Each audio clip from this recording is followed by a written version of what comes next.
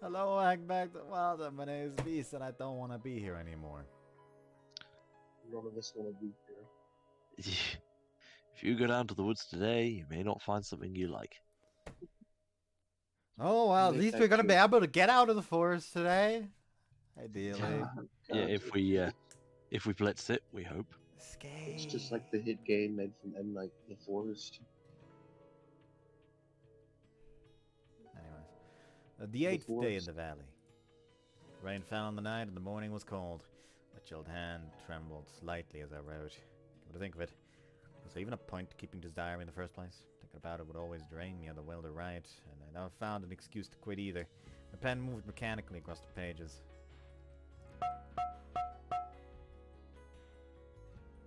Fortunately, the rain had stopped before today's morning muster. Perhaps I'd become used to being drummed out of bed at the same time every morning, so recently I was waking up naturally 15 minutes before 6. For the first few days, it had been difficult to sleep at night because of my hunger. But now I was sleeping like a stone, and fasting at night actually seemed to make waking up in the mornings easier. That said, getting out of bed once awake was growing increasingly difficult. How can you eat in this situation? Oh, almost right. Fuck, I'm stupid. Almost forgot. I have to move my camera. There we go. Hold on. Need to transform, flip, horizontal. There we go. I didn't do a flip this time. Didn't have to do a flip this time.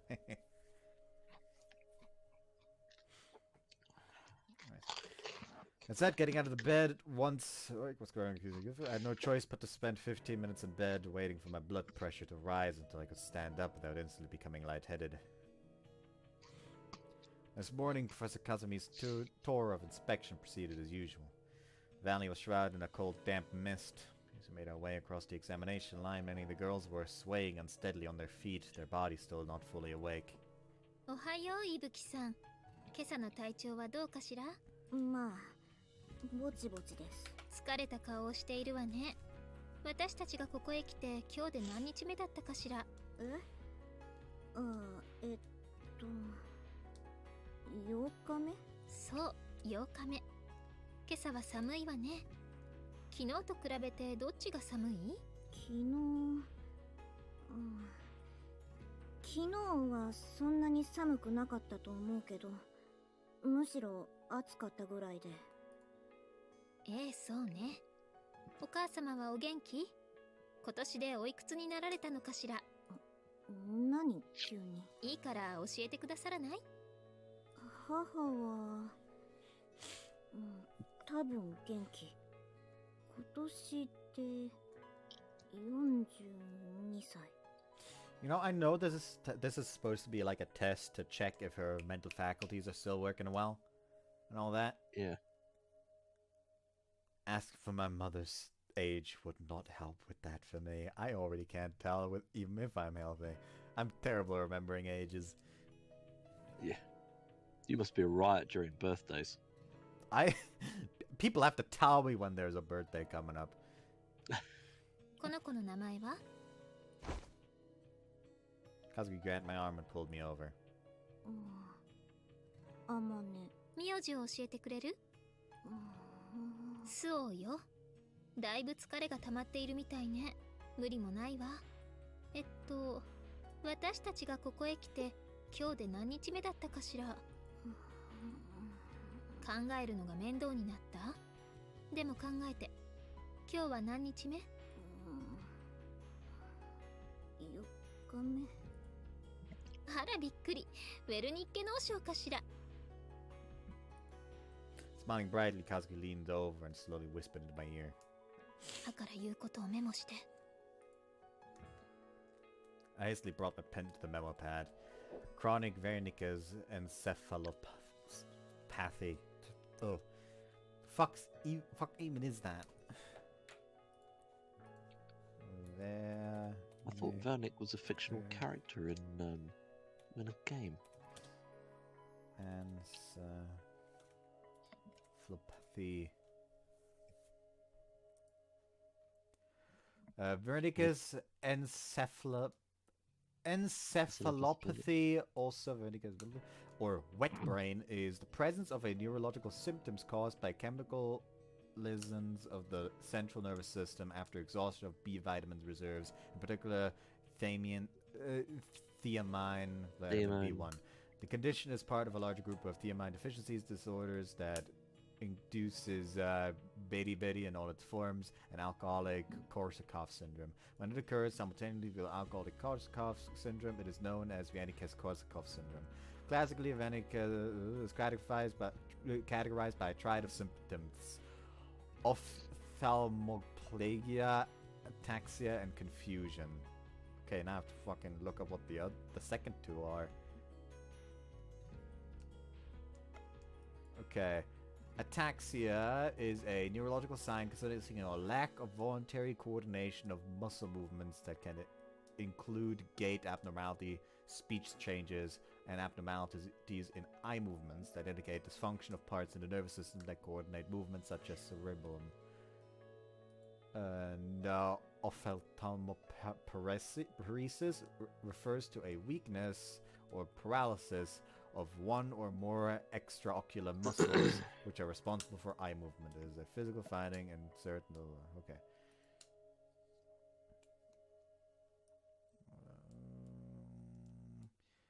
While it is commonly regarded as a condition particular to malnourished people with alcohol misuse, it can be caused by a variety of diseases. Okay, so signs and symptoms. Other symptoms: pupillary charges, hearing loss, fatigability, apathy, irritability, drowsiness, sleep apnea, stupor, lactic acidosis, memory impairment, depression, psychosis, amnesia, hypothermia, polyneuropathy.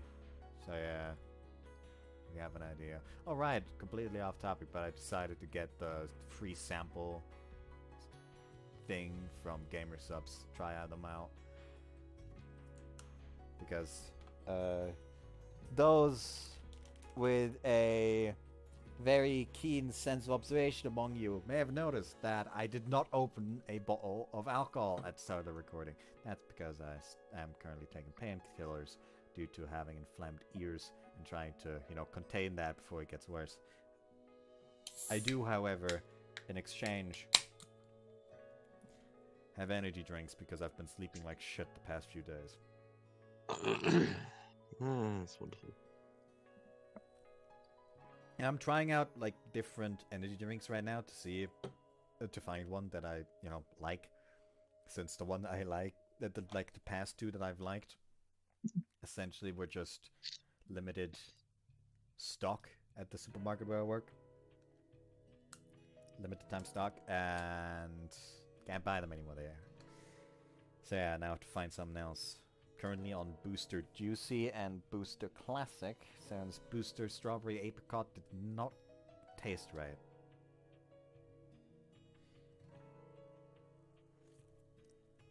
But who knows, if I like gamer subs, maybe I don't have to deal with them at all anymore.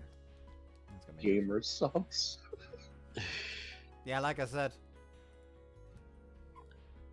I got the fucking free sample pack.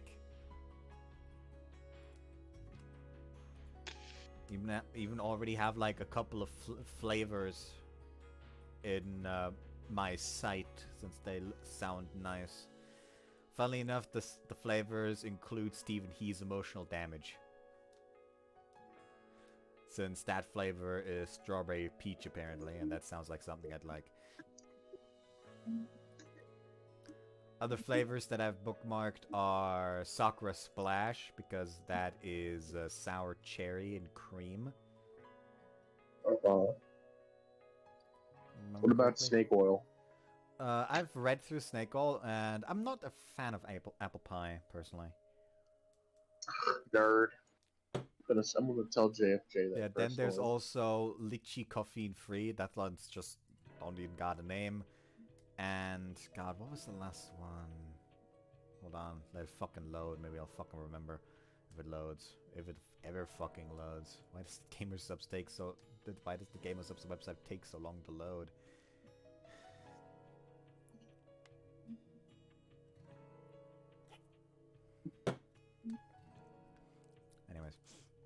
Signs of severe memory loss.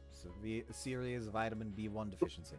We knew it was a vitamin deficiency. We knew it had grown serious, but that diagnosis wasn't of much use to us. We didn't have any needles, and more importantly, we didn't have any dietary supplements to fill them with. Of course, the dietetic regimen with lots of pork, liver, and milk could have done the job just as well, but we didn't have enough food to satisfy even our basic caloric requirements. Oh yeah, there we go. The last one is oranges with cream. Like orange and cream. Cream, okay. Yeah, the flavor Good. is... Oh yeah, because it's dairy as well. Yeah, the flavor is collaboration with Flork of Cows, and the flavor name is called Amane-Route.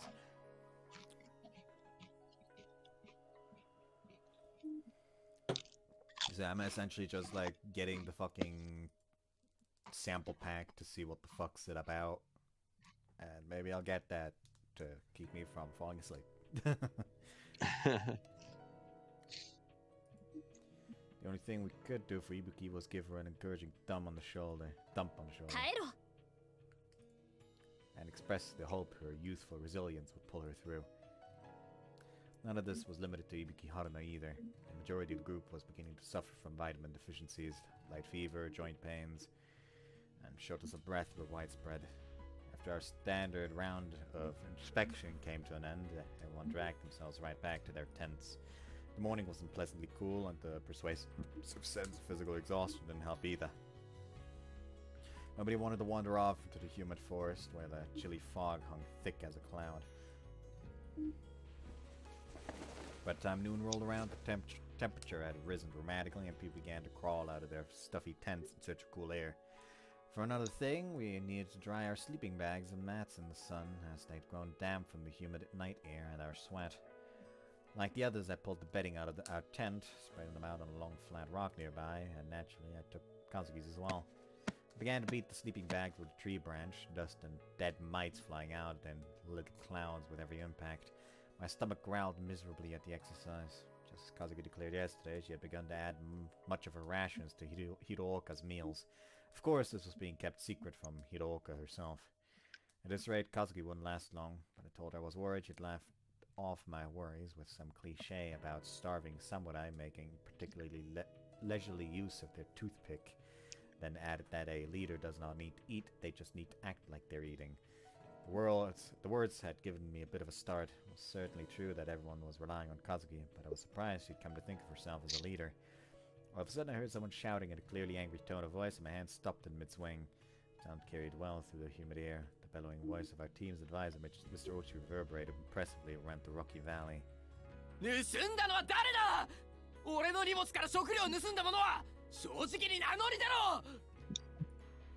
I didn't understand the exact details, but apparently someone had stolen food from Mr. Ochi's personal belongings. In the distance, I saw him lifting his rucksack high in the air, his face flushed red with anger. Glancing around the area, I found the others had left their tents fixedly studying the ground, carefully avoiding the eye contact with our teacher. Kaneda, still focused on scraping out the burnt grains of rice stuck in corners of her cooker, softly mumbled what a joke without even raising her head. 誰なんだ? 今正直に名乗り出れば処分を考えないでもないぞ。先生の勘違いじゃないんですか？そんなことはない。一体何がなくなったと言うんですか？それは。Mr. Ochi stumbled awkwardly over his words. From the looks of things, the missing food had apparently been something he'd hidden away instead of contributing to the common stock. とにかくこの中の誰かが盗んだのは間違いないんだ。 Even now, his shouts bore the righteous, authoritative tone of a scolding teacher. But we were in the classroom, students responded only with irritated scowls. Of course, I also furrowed my brow at Mr. Ochi's actions. No matter how much he bellowed, it was perfectly obvious the culprit wasn't going to come forward. And in doing so, he was planning the idea of stealing from others in the midst of all the girls who'd been honestly enduring their hunger until now. So if I get hungry, I can just steal food from someone, right? As long as I keep my mouth shut, no one's going to come out, and no one's going to find out. It looks like everybody else is doing it anyway. The only thing Mr. Ochi was accomplishing with his tirade was sowing these dangerous thoughts in the backs of our minds. When a single carrot went missing from Koida's tent earlier, Kazuki had skillfully concealed the incident in order to avoid this exact situation. No, it was all for naught. Without a doubt, this problem would reoccur in the future. In order for people to live as human beings, 3 basic rules need to be respected. 1, don't steal. 2, don't destroy. 3, don't kill. 3 broad principles that define the minimum standard of ethical behavior. Oh yeah, by the way, my the last couple of weeks, my workplace has ceased being an ethical workplace. What do they do? Normal workplace. Oh, because certain ads started playing again, and I'm pretty sure that attacks on the human psyche are considered a war crime by the Geneva Conventions. Or at the very least, cruel and unusual punishment is. Because, like, every time that ad comes in while I'm at work, it just makes me want to smash a bottle. Always want to smash a bottle. When they said it was an unethical workplace, I thought they'd thrown a battery in the sea. No. No, that's pretty ethical. It helps the eels recharge. Actually, you know what? Maybe I could find the fucking ad. Why would you want to find the ad? So you can suffer with me. You just got done saying how much you hate it.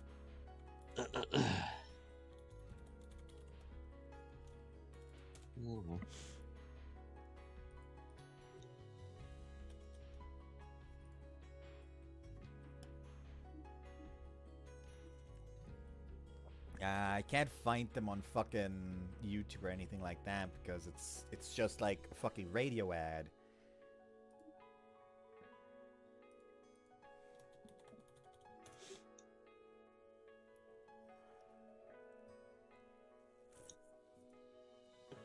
Hold on, maybe this one?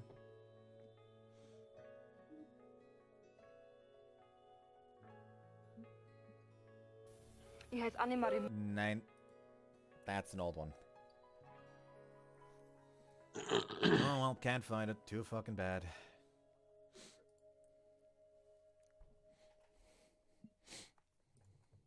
And in our little community, one of these 3 had just been irrevocably broken.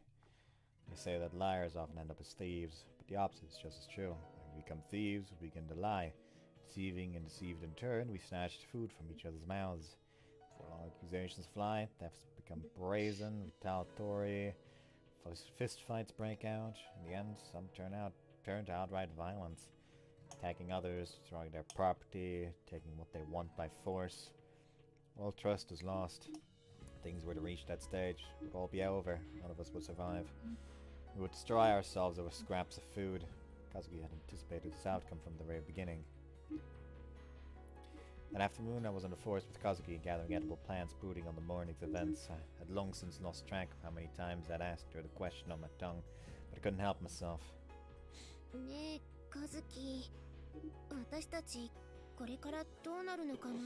all gonna die! We're gonna crash! 14回目。あなたがその質問を私にした回数。いちいち数えてるの？この質問何回目だっけと聞かれたら答えてあげようと思って。And Kazuki's reply too was the same repetitive phrase as always. What will it be? What will be will be. There's no way to know how this will end. I mean, again, some of the early suggestions were fucking stupid, and they are entirely at fault for you being in this current situation because you wanted to sit on your fucking ass and play the smart genius that doesn't want to, like, fucking take the growth out of the people by just giving them the answers. Right, Kazuki? I'm gonna fucking beat you to death sometime soon. They all still would have died. Plot twist, this story actually just has, like, someone in camp just suddenly beat her to death, like, ah yes, the spirit of beast fucking contained within their fist.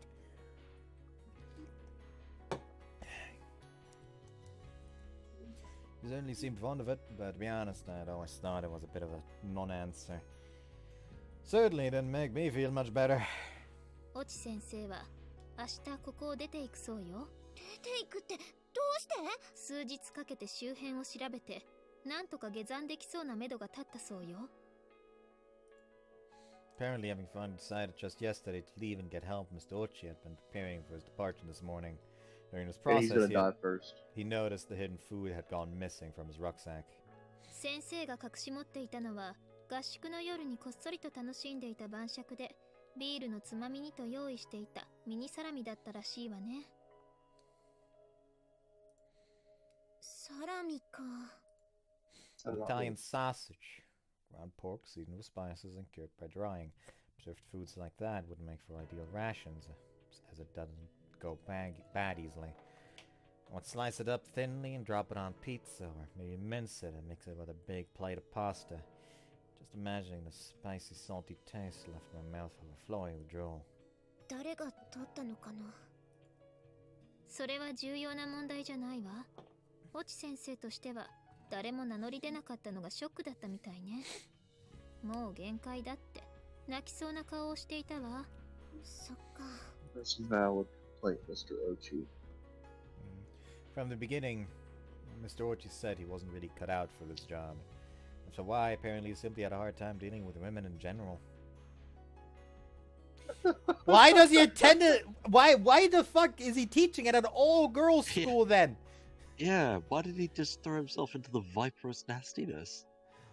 Like, God, there's all-boys schools as well, you know? he got thrown into the lion's den. He's not Daniel. Man's probably thought like, this will make for good shock therapy. No, shock therapy doesn't work. We already tried that. Given that his job involved corralling girls at the most emotional state of adolescence, he found the experience immensely nerve-wracking at the best of times. And now, of all things, he was living under terrible conditions with a pack of desperate girls increasingly crushed under the pressure of their excessive expectations. Really, it was hardly surprising he'd want to make a break for it as soon as humanly possible.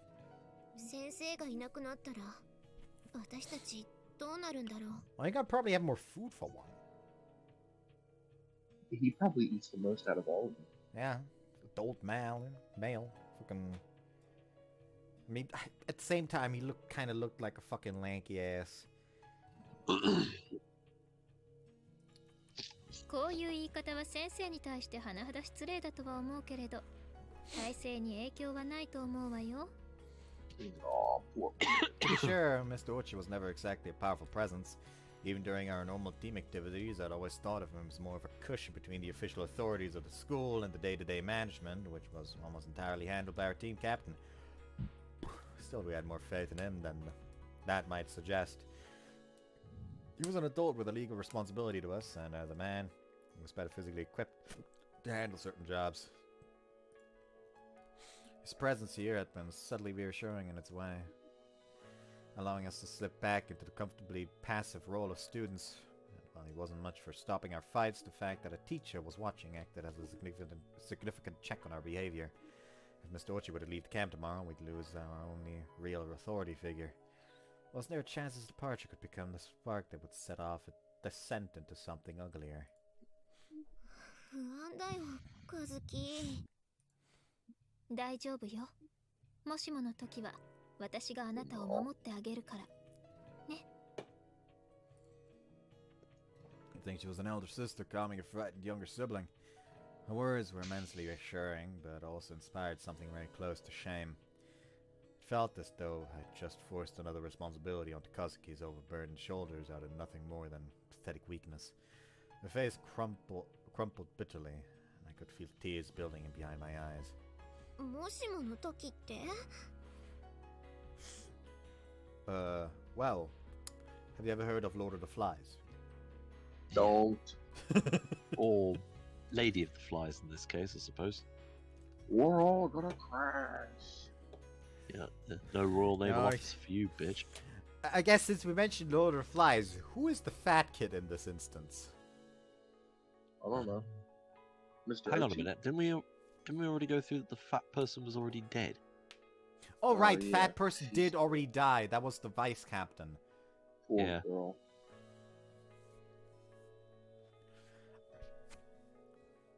I mean, good that she died, and that would have fucking cost a lot of goddamn supplies to keep her all fed. the food would have just disappeared. plot twist, she's not dead, she's the one that's been stealing the food. It actually is alive and is thriving somewhere. Has become the head of the Amazons. もしもの時はもしもの時。多くは想定外の好ましくない事態に遭遇した状況を指してそう呼びます。これ以上まだ状況が悪くなるってこと？まあ、なるでしょうね。でも心配はいらないわ。もしも何かを犠牲にしなければあなたを守れないという状況になったら、私は全てを犠牲にしてでもあなたを守るから、全然大丈夫。愛してるわ、アマネ。嬉しいけど大丈夫だよ。私自分の身は自分で守るから。あら本当？実は私も自分のことで精一杯な部分もあって、そうしてもらえるとすごく助かるわ。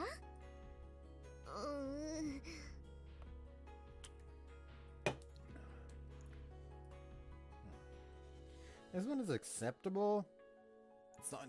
It doesn't quite sit right with me, but it's okay.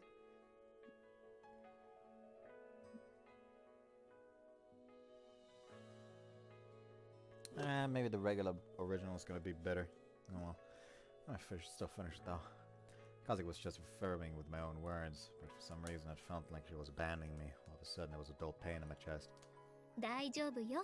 アマネは強い子だから。ね。That's right, can't let myself stay dependent on Kazuki forever. Wanted her words to be true. Wanted to be strong enough to help her, strong enough to protect her, strong enough to be necessary to her. I couldn't be strong now. I had the feeling I'd be weak forever, always hiding behind the protection of others, helpless and worthless until the end of my days. Shut up! Thank you. I was not expecting the rain to actually get a bit quieter after I screamed at it. It heard you.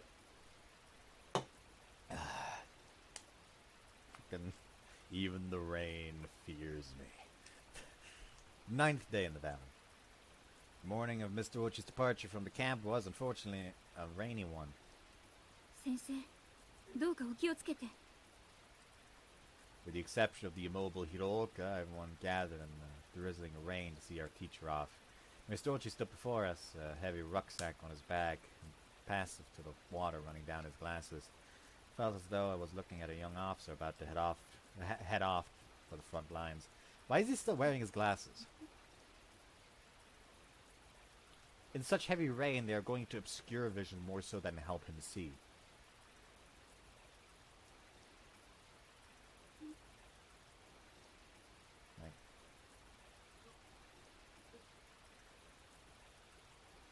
Like if any of y'all that wear glasses should know the pain of having to go outside in the rain.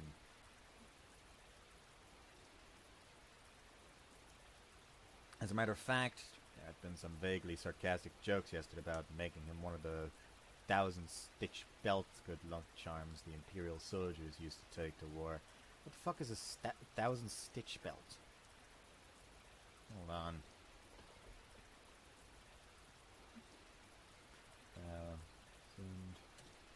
1,000-stitch belt.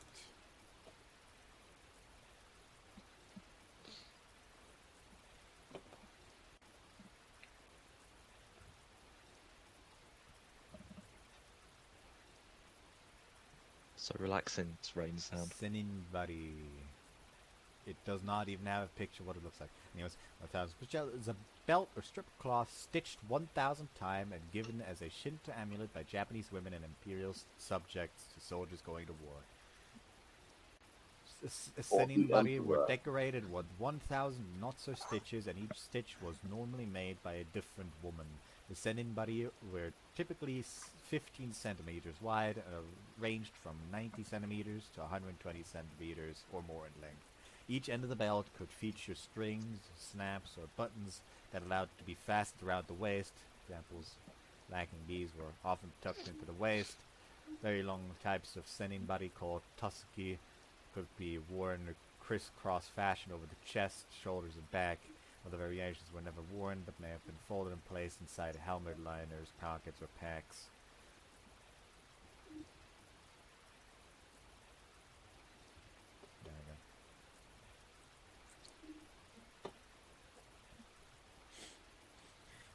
But no matter how unreliable Mr. Orchie had been as a teacher, everyone quietly recognized that now he was our only visible glimmer of hope. 10 members of the basketball team had survived the fall. Our belts would have come up to a good 990 stitches short. Not to say that we sent him off completely empty-handed, though our gift was less sentimental and more practical. When the rain began to fall this morning, we hastily cut apart trash bags to create a makeshift poncho. These had been a virtual necessity on rainy days, especially before we constructed a toilet, so we had the hang of making them by this point. The poncho offered some protection from the rain while allowing free use of both arms. For a short time at least, it would keep out the wet and prevent your body temperature from falling too dramatically. It said in the end it was a pretty flimsy thing. On a cosmetic level, it was not only distinctly ugly, it made an irritating rustling sound every time you took a step. Nonetheless, Mr. Orchie accepted with a sincerely grateful thank you. では行くよ。必ず助けを呼んでくる。それまで、なんとか生き延びてくれ。 With those brave words, Mr. Orchie turned his back on us and immediately began to walk off. Lingering for a short farewell would have been a waste of daylight hours. Once inside the forest, the thick tree canopy would block out most of the sun's light. We knew all too well how poor his visibility would be in this rain, which would have soon transformed the jungle into a misty, unfamiliar labyrinth. Of course, some suggested postponing any action until the weather improved. But if we delayed over the rain, it felt entirely possible we'd keep finding excuses to put off that first step. Maybe tomorrow would be too hot, or somebody would feel too sick. Before long, sheer inertia would glue us to our comfortable sleeping bags. Because he understood that, Mr. Orchie had made the firm decision to leave the day regardless of conditions.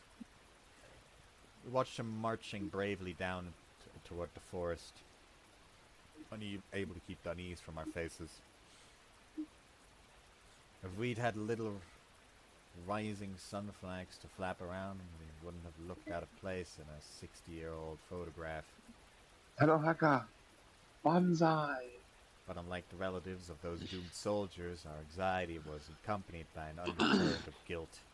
We weren't afraid of our teacher's well-being. We were worried about our own uncertain future. 先生、大丈夫かな? No. Also, I don't know why, but I only just realized they were all on like a fucking basketball camping trip. Wouldn't they have like jerseys with them? No. Too convenient.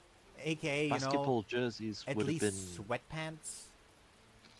Oh yeah, a form of change of clothes. Now that you say, yeah, you'd have thought they would. Mm-hmm. Like especially pants, because like last part, Amane had the issue of just like looking down at her thighs. There were like 2 fucking leeches attached to her fucking legs. Yeah. That I feel like that would have been possible to prevent if you fucking wore pants. Words spilled spontaneously out of my mouth. Sakuma, who had been standing at my side throughout the little ceremony, glanced over. まあ正直あまり期待しない方がいいね。 Words. Sakuma's tone of voice was resigned, almost detached. First to respond was Ibuki, who had been standing at his partner's side, her limbs shivering in the cold rain. 私たちの食料半分も持って行ったんですよ。 Oh, never mind. Him leaving was a massive fucking hit to their food supply. God damn. Kanada, as always scratching vigorously away the bandage on her forehead, gave a little snort of laughter at Ibuki's words. あれでも一応大学時代はテニス部だったんでしょ? 体力はあるんじゃないの? Next in line stood Komori, her miniature dog's face peeping out from the neck of her school uniform. That dog better be in the fucking character portrait. I'm going to stab someone. No. Listen, we stab someone, we all not only do we no longer have to feed that person, we also have additional food. They're gonna eat the dog because they're Asian. I see the stereotype already. Of course that joke comes out, god fucking damn it. Look, I held it in for a long time. What the dog doing? Being cooked. Dog, dude. The main course. What the main course doing?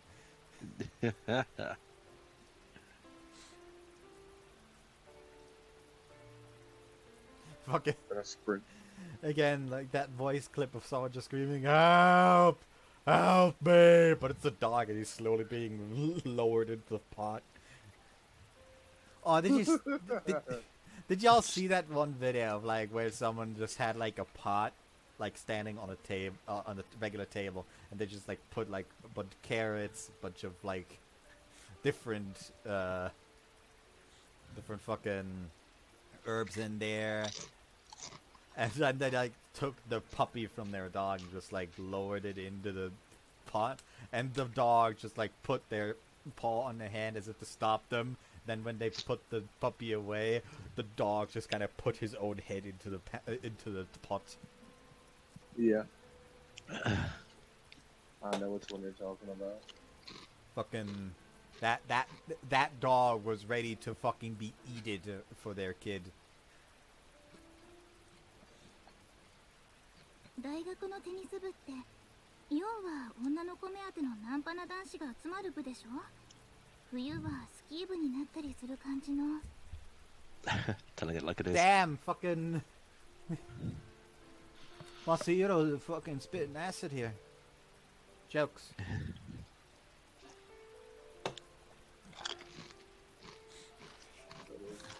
Clearly wants to beat more girls because he's nervous around. Oh, I just realized the joke is lost in the people because we're currently covering up her name. There you go. Don't cover up the name. Apparently amused to hear these words from the normally meek and refined Sakurai, Kazuki chuckled lightly at her side. その認識で間違ってないところが悲しいわね。 Also, isn't this like a very good opportunity for Sakurai, considering that she got her wound infected because she was too eager to take a fucking bath and bathe in the goddamn bacteria-riddled river? I feel like there's less risk if, you know, she just, you know, stands in the fucking rain and uses that to roughly wash off. They should all be using this chance. Not to mention to gather the fucking rainwater for... Actually, you know, they are just drinking the river water and purifying it, so it doesn't really matter.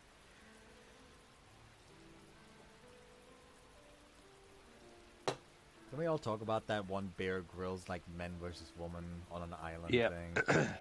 The fucking yeah, we women, do this every week with this, but yeah. the fucking women off to the side just suffering while the men are like fucking partying up like, oh yeah, time away from the wives. This is like a fucking vacation. And then you fucking catch a goddamn alligator with just a piece of string. Caiman. Yeah. Capturing caiman. And there was another series where they captured a shark. That was the same one actually.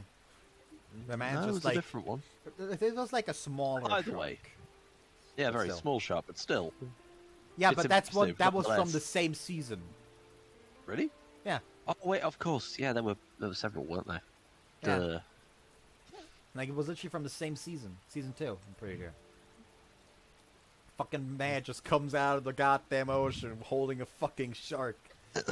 Just hey. Nice. Her eyes fixed on Mr. Ochi as his figure grew small in the distance. Koide responded to Kazuki's words with an anxious frown.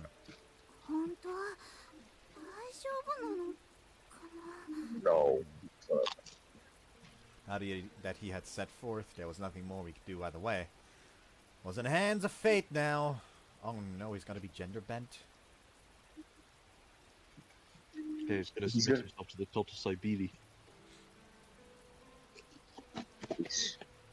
I repeat, I knew someone once that thought that Fate Grand Order Nightingale was a gender bent character for some reason.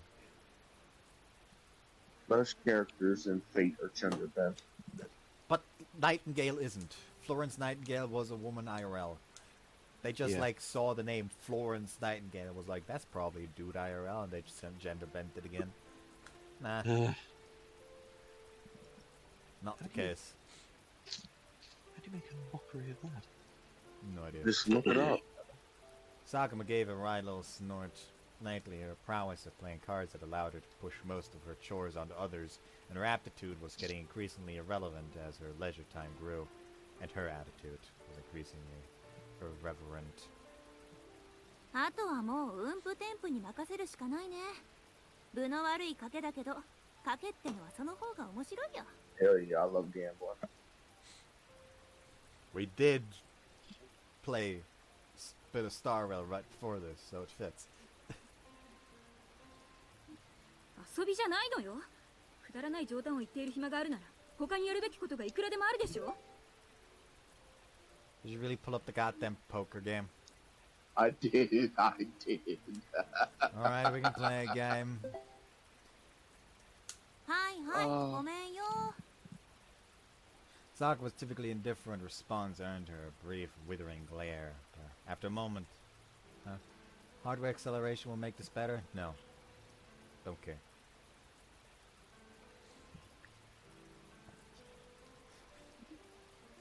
Increase your odds by naming your cards. A king named Maximus is extra lucky. Fold and you don't think you can win the hand. You will give up any chaps you've already bet and leave the hand, but you also... okay, that's just regular fucking advice.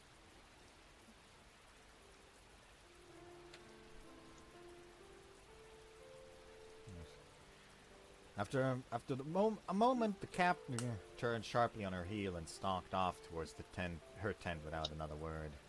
Having a small sigh at his abrupt departure, Quaida gave a light nod of acknowledgement to Kazuki, then trotted off to follow her partner.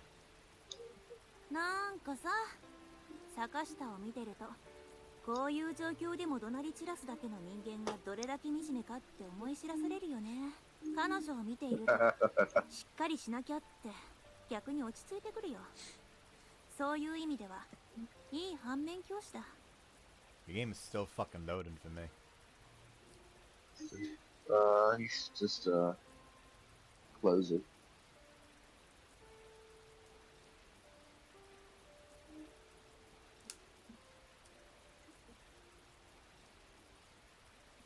Actually, I can't even fucking close the activity, it seems. Interesting. I'd say start activity, but the activity started. Let me out of the activity.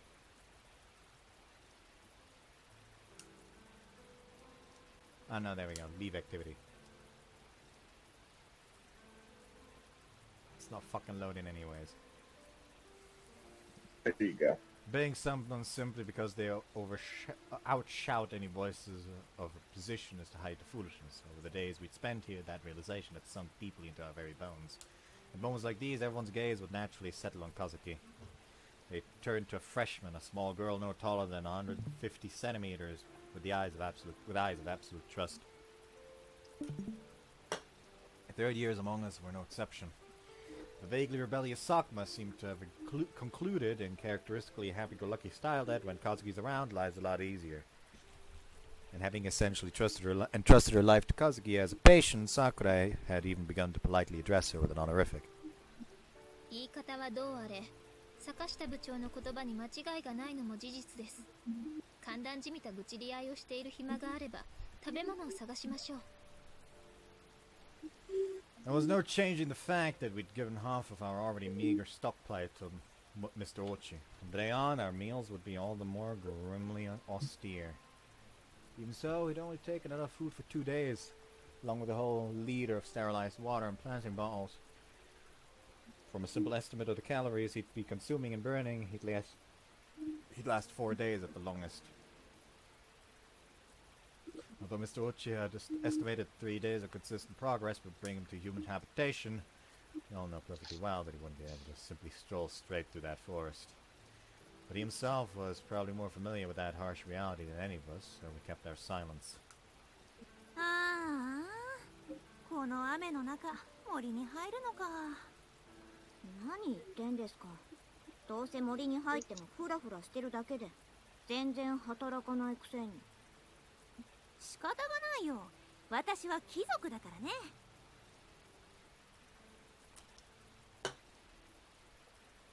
一つお願いがあるんですけど。なんだい？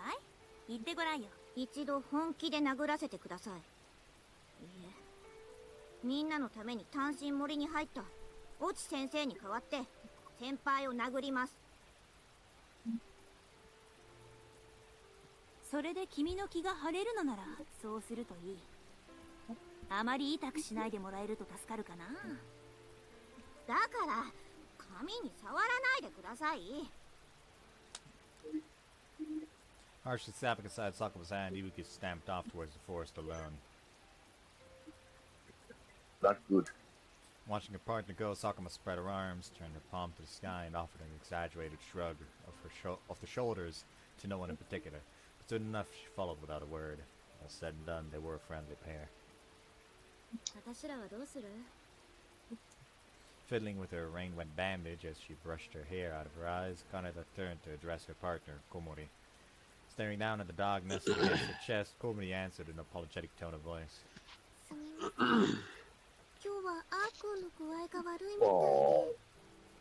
And you're not gonna do any work because your dog is sick? Put him in the fucking tent! Or in the pot. Or that. No, Aku. Put him in the ground!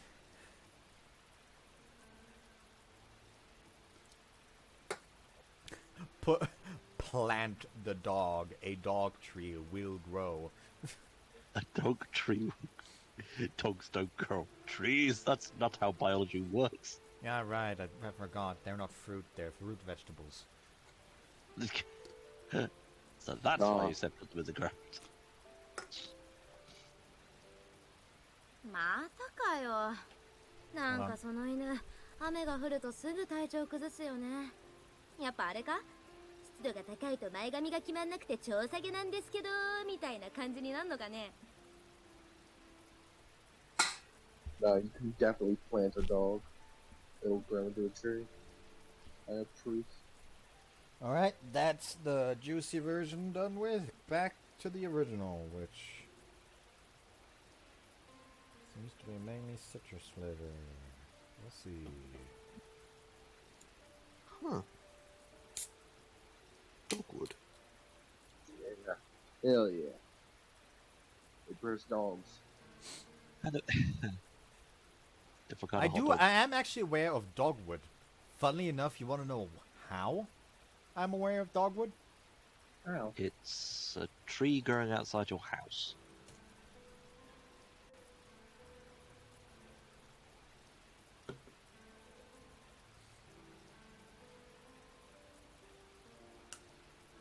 Hold on.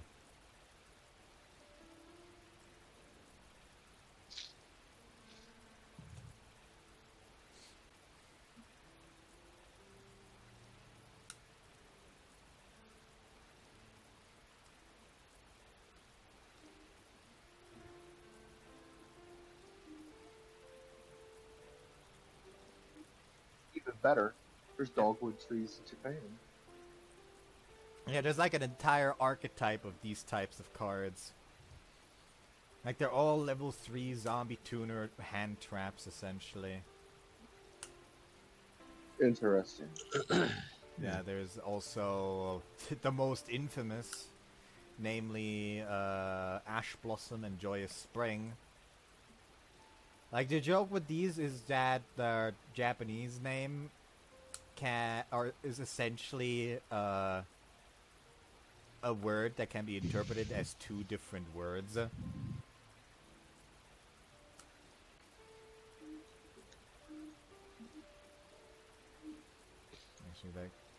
There we go, the yokai girl archetype, that's what it is. Like, there's Ash Blossom and Joyous Spring, there's Ghost Bell and Haunted Mansion, there's Ghost Mourner and Moonlit Chill, there's Ghost Ogre and Snow Rabbit, there's Ghost Reaper and Winter Cherries, there's Ghost Sister and Spooky Dogwood. And the reasonings for the names is for Ash Blossom, pronounced Haru Urara, bright like spring, with Haru Spring spelled like with the kanji for ash and flow style, apparently. while Ghost Spell is Yashiki Warashi, play on Yashiki Mansion and Sashiki Warashi. Then Ghostborn and Moon the Chill is Sayo Shigure, Brief Night Shower in early winter, and Sayo Evening spelled with New Moon and Night. Then Ghost Ogre is Yuki Usagi, Mountain Hare, literally Snow Rabbit, with Yuki being spelled as Ghostly Ogre. Then, you know what, let me just immediately skip to Ghost Sister. Pronounced Hanamizuki, Flowering Dogwood, with Hana, flower, spelled as ephemeral, hopeless, and none or less. And they decided to go with the none joke. You know, none instead of none. Done. You didn't have to type it out for us. We got it. It's just, still decided to type it out just to say, you know?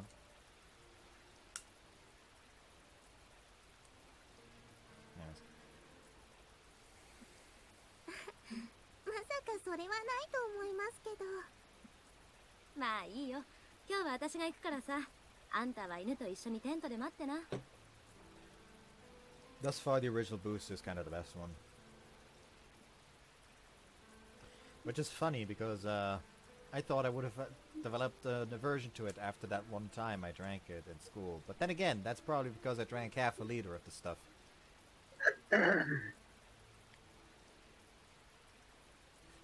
Actually, was it more than a liter? Hold on, now I need to look up what the fucking big balls are. Booster energy ball.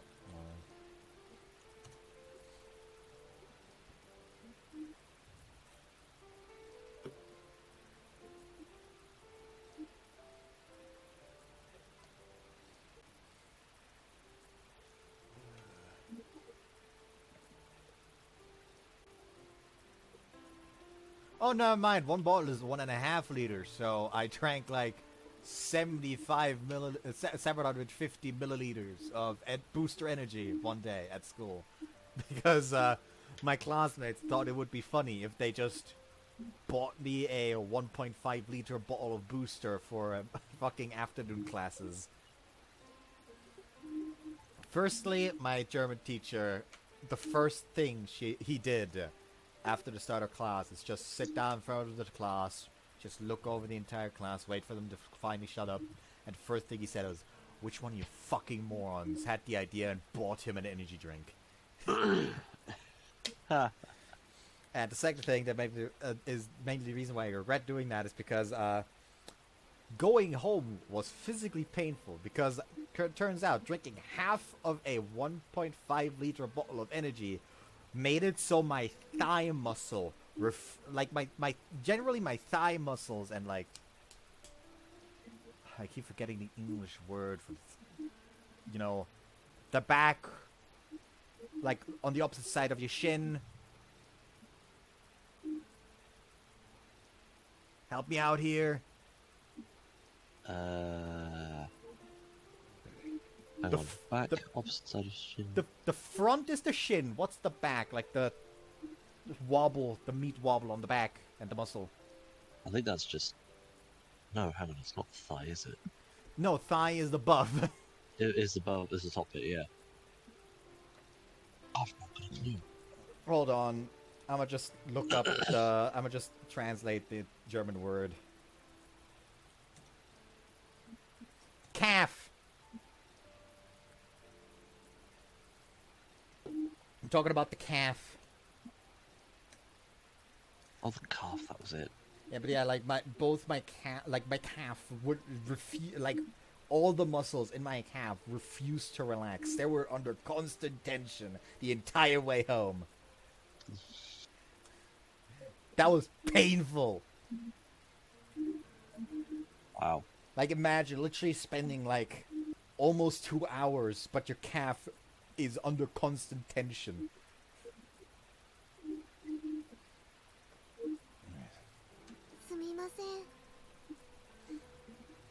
Actually, I feel like if it's about the dog feeling bad, just leave her in like the fucking Actually, not leaving him with the sick tent. Just kind of leave him with the girl that's literally not doing any work because she has a massive gash in her stomach.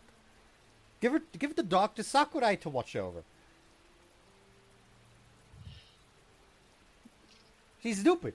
Kind of just set off with broad strides, apparently trying to play up her self-assigned role as the manly big brother of the household. Calmly hurried off as well, leaning over the dog in a uniform to shield it from the elements. Well then, what about us? When I glanced over at Kazuki's direction, I was surprised to find Sakurai still loitering quietly by her side. When our eyes met, Sakurai gave me a gentle what? 桜井先輩はどうされます？ Gave me a gentle smile, then cocked her head slightly to one side as if to say something the matter. Staring into her face, I couldn't help thinking she really was a good bit more beautiful than the average pinup you'd find in a cheap men's magazine. 今までの恩返しもありますし、できれば食材探しに私も参加させてもらえればと。それは助かりますけど、大丈夫なんですか？はい。お腹の怪我ももうだいぶ良くなってきましたし。ダメよ。でも気持ちはわかるしありがたいけれど、今無理をすればまた悪化するわよ。桜井さんはテントに戻って広岡さんについていてあげてください。つまんない。食材探しだって別に楽しくはないわ。もともとあなたは体が丈夫ではないのだし、おとなしく私の言うことを聞きなさい。はーい。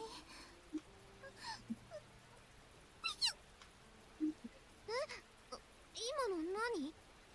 That was commonly referred to as a girl sneeze. AKA a noise that sounds like a whimpering mouse as opposed to the man sneeze that sounds like a howitzer been fired off within 1 fucking meter of you.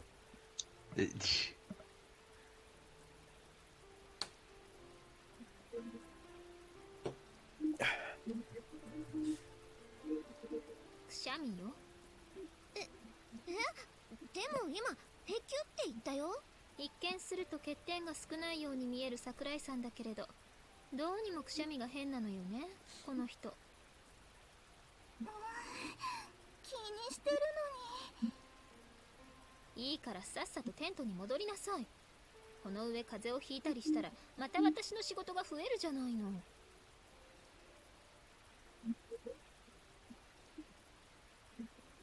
はいはい。Smiling sweetly, Sakurai patted Kazuki on the head and then immediately walked off towards the tent. That is the large tent where Hiroka was waiting. 桜井先輩、美人だね。そうね。性格もおとなしいし、本当に欠点の少ない人だわ。もうお腹が出るような水着は着れないと思うけれど。そっか。As she watched Sakurai walk away, her thin arms shielding her stomach, Kazuki's profile betrayed a hint of sadness. How are you eating in this situation? Because I can. I mean, I've got like chips as well, but I've not fucking opened them. Sakurai's parents had probably been planning to bring their daughter into the world of show business sooner or later. What did they think when they saw that wound across her belly? An ugly, jagged, dark red gash, discharging pus faster than we could clean and disinfect it. Would they be overjoyed their daughter had at least survived, or hurt by her misfortune?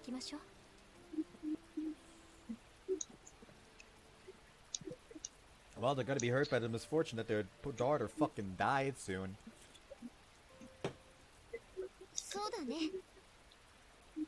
When I stared down at the misty jungle, I could see the distinct shape of human beings wriggling in the trees in search of sustenance.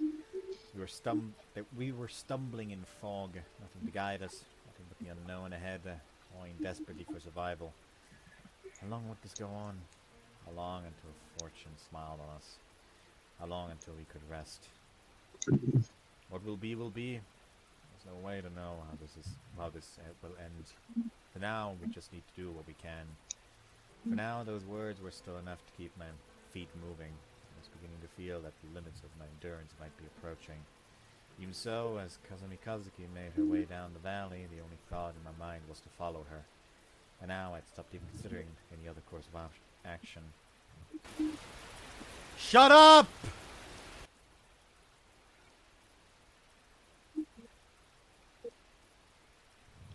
The 10th day of the valley.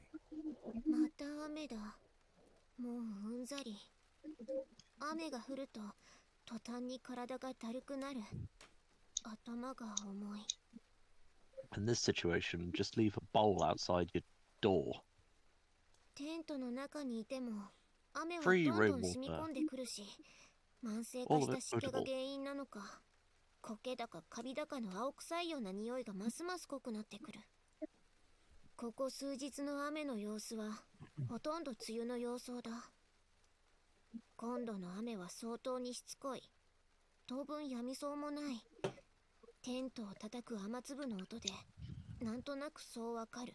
梢の隙間を伝って育った大きな雨粒がテントに当たる音は不規則で、ずっと聞いているとイライラしてくる。満たされない空腹もまたイライラの原因だった。もはや口癖のように、ああお腹が空いたと私が口にすれば、最近の和樹は眉を寄せる。そんなこと言われなくても分かっているわと機嫌が悪くなるのだ。Honestly, I don't blame her. Like I keep saying, just throwing out the occasional complaint can help you fucking motivate yourself. Yeah. それでも私が空腹を訴え続ければ、最後にはうるせえ、寝ちまえとそんなことを言い出す。ちょっと、私はそんなことを言った覚えはないわよ。私は動く必要のない時には眠るのも立派な仕事よと言っただけでしょ。やだな、和樹。勝手に私の日記を読まないでよ。読んでないわよ。あなたが日記を書きながらそれを声に出して勝手に私に聞かせていたんでしょ。嘘。自覚なし。重症ね。気をつけなさい、あまね。まるで一人でブツブツと文句を言いながら料理をするとんかつ屋の主人みたいで気持ち悪いわよ。Gordon Ramsay would have her head. 何それ。よくわかんないけど、人の顔を真剣に見つめてキモいとか言わんといてもらえる？へこむわ。That'd be a fucking show idea. Like the just fucking strand like multiple like famous chefs on an island, see what they're fucking doing. Like sure, make it a controlled environment so no one fucking dies. But just, put them there, watch them work. Yeah. How are we to season this caiman, damn it?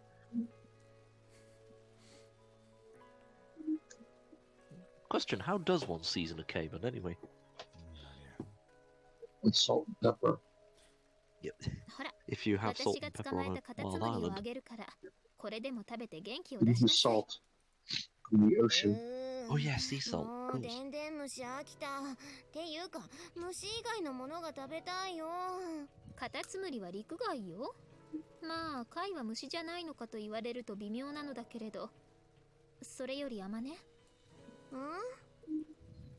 Kazuki pointed at her cheek with one finger as if to tell me I had a grain of rice stuck to the corner of my mouth. After a brief moment of confusion, I brought my hand up to my face. My fingers quickly found some slime on my cheek. That is to say, a leech. I'd grown exceptionally tough-minded about this sort of thing. Another leech wasn't going to get a scream out of me this late in the game. Carefully peeling the creature off my cheek, I held it between the fingertips of both hands, stuck my nails into its body, and ripped it apart. This was another lovely side effect of the rain. Leeches had begun to find their way inside our tent. After waking up, peeling the bloodsuckers off my body was becoming the first part of my daily routine. First and foremost, I had to peel them off my eyelids. Next, the ones sticking to my neck, wrist, and ankles. Leeches seem to have particular fondness for these points where the body grows narrow. Other than that, they'd also go for places where the skin was thick. The back of my knees and elbows, my armpits, my groin. There were even a few that burrowed in between my toes as if trying to make themselves a cozy little nest.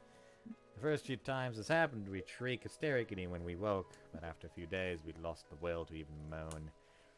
And either our bodies had developed a resistance to hirudin, or we'd just gotten used to treating the bites, as the trickle of blood from the wounds would now stop after only an hour or so.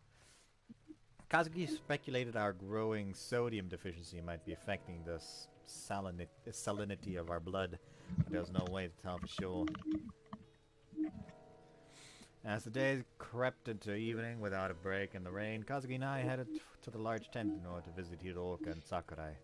Outside, to start the usual fire under the primitive stove, and made the usual thin, watery wheat soup, and boiled the usual bucket of hot water. With the gruel in my right hand, the hot water in my left, I made my way to the hospital tent. It was important to remember which was in which hand, since it was no longer obvious which was the water and which the gruel. Calling it gruel was a bit of a joke by this point. In the distance, it looked more like a stone soup. Even so, since we were mixing in a bit of the rice distributed to Kazuki and me, the wounded Sakurai and Hiroka were still eating slightly better than the rest of us. お湯が沸いたよ。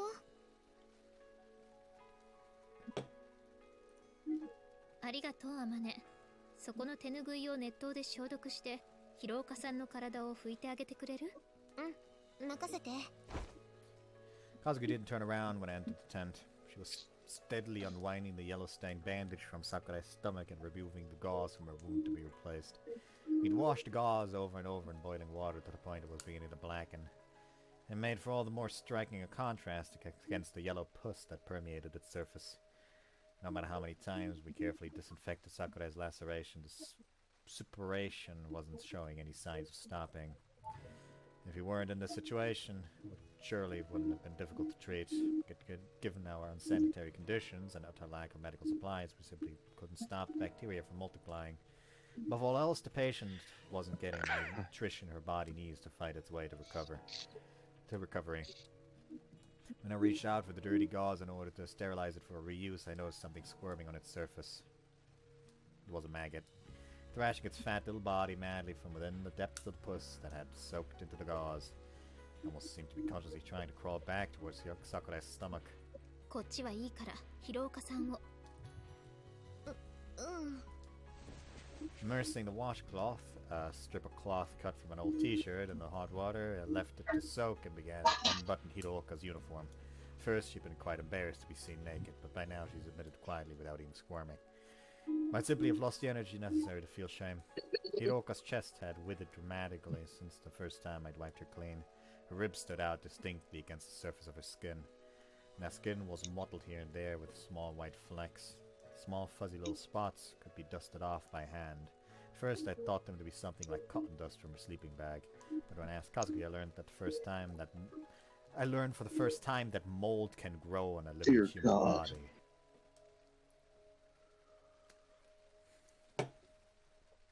Yeah, situation's fucked! Yeah. Hiroka was covered in pale white mildew. ちょっと待ってね。今熱いタオルで拭いてあげるから。私もう痛い。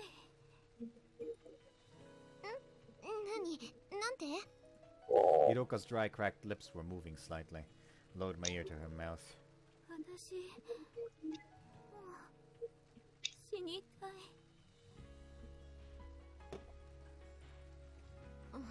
大丈夫だよ。ちょっとカビが生えただけじゃん。 Scooping the washcloth out of the hot water with a pair of chopsticks, I waited for it to cool below scalding, then gave it a vigorous squeeze. 体中がかゆいの。気が変になりそう。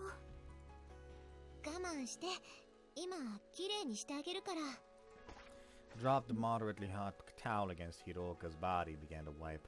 The mold came off cleanly, but underneath there were innumerable angry, swollen red welts where her fingernails had dug into her flesh. 書いちゃダメって言ったのに。 The more she scratches, the more she spread the mold across her body. ごめんなさい。どうしても我慢できなくて。 Wide-scale, unrelenting itchiness is absolute torment. No matter how firmly you're told not to scratch, still unconsciously clawed your body while asleep. Hiroka's reflexive habit had grown so extreme that we'd actually tried binding her hands to prevent this. That night she had woken the entire camp screaming. Writhing her body against her restraints, she had scraped her body against the hard ground, crying and again for help. ありがとうスオさん。気持ちいい。 Instead of, you know, binding up her fucking arms so she can't move, just like do something to just like block the fingertips. Yeah. She can still like rub against her body, but like the nails are covered so she can't actually scratch. In the end, she just rubs against the fucking itchy spots, which still helps actually. Just, you know, doesn't fucking... Once I wiped her body clean, the itchiness would reduce at once. She described it as almost a blissful sensation. Even so, that comfort would last an hour or two at most. Once wrapped up in her sleeping bag, the itchiness would return as her body temperature began to rise. I was now making the time-consuming trip to wipe her clean many times a day. ごめんね。面倒ばっかりかけて。本当にごめんなさい。私。 もうすぐ死ぬから。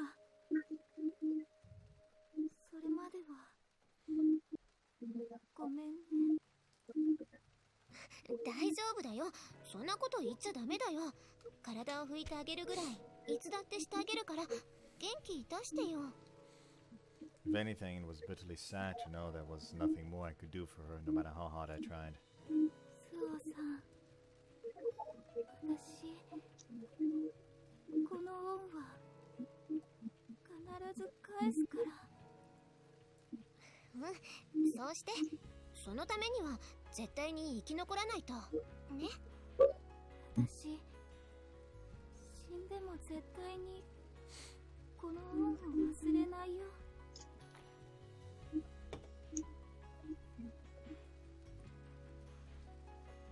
As she spoke, tears began to run in little streams down Hiroka's face. だからそういうこと言わないの。大丈夫。死なないから。Wiping a tear from Hiroka's cheek with the tip of my finger, I reflexively brought it to my mouth. Hiroka's tears were still salty. I was like the enemies of that. Shut up! Rain, rain, go away. The 11th day in the valley. It was still raining. It had never stopped raining. There was nothing to do but sit around shivering and waiting for the weather to clear. Doing nothing all day took a surprisingly heavy toll on its own right. After 10 minutes of aimless idleness, I'd been seized by an anxious and patient need to do something, anything. But it was impossible to step outside, even briefly, without being drenched in the downpour. The cold rain would drain your energy with terrifying swiftness, and once you got wet, you stayed that way. You knew it was dangerous to stay in soaked clothes, but we just didn't have the means to get them dry.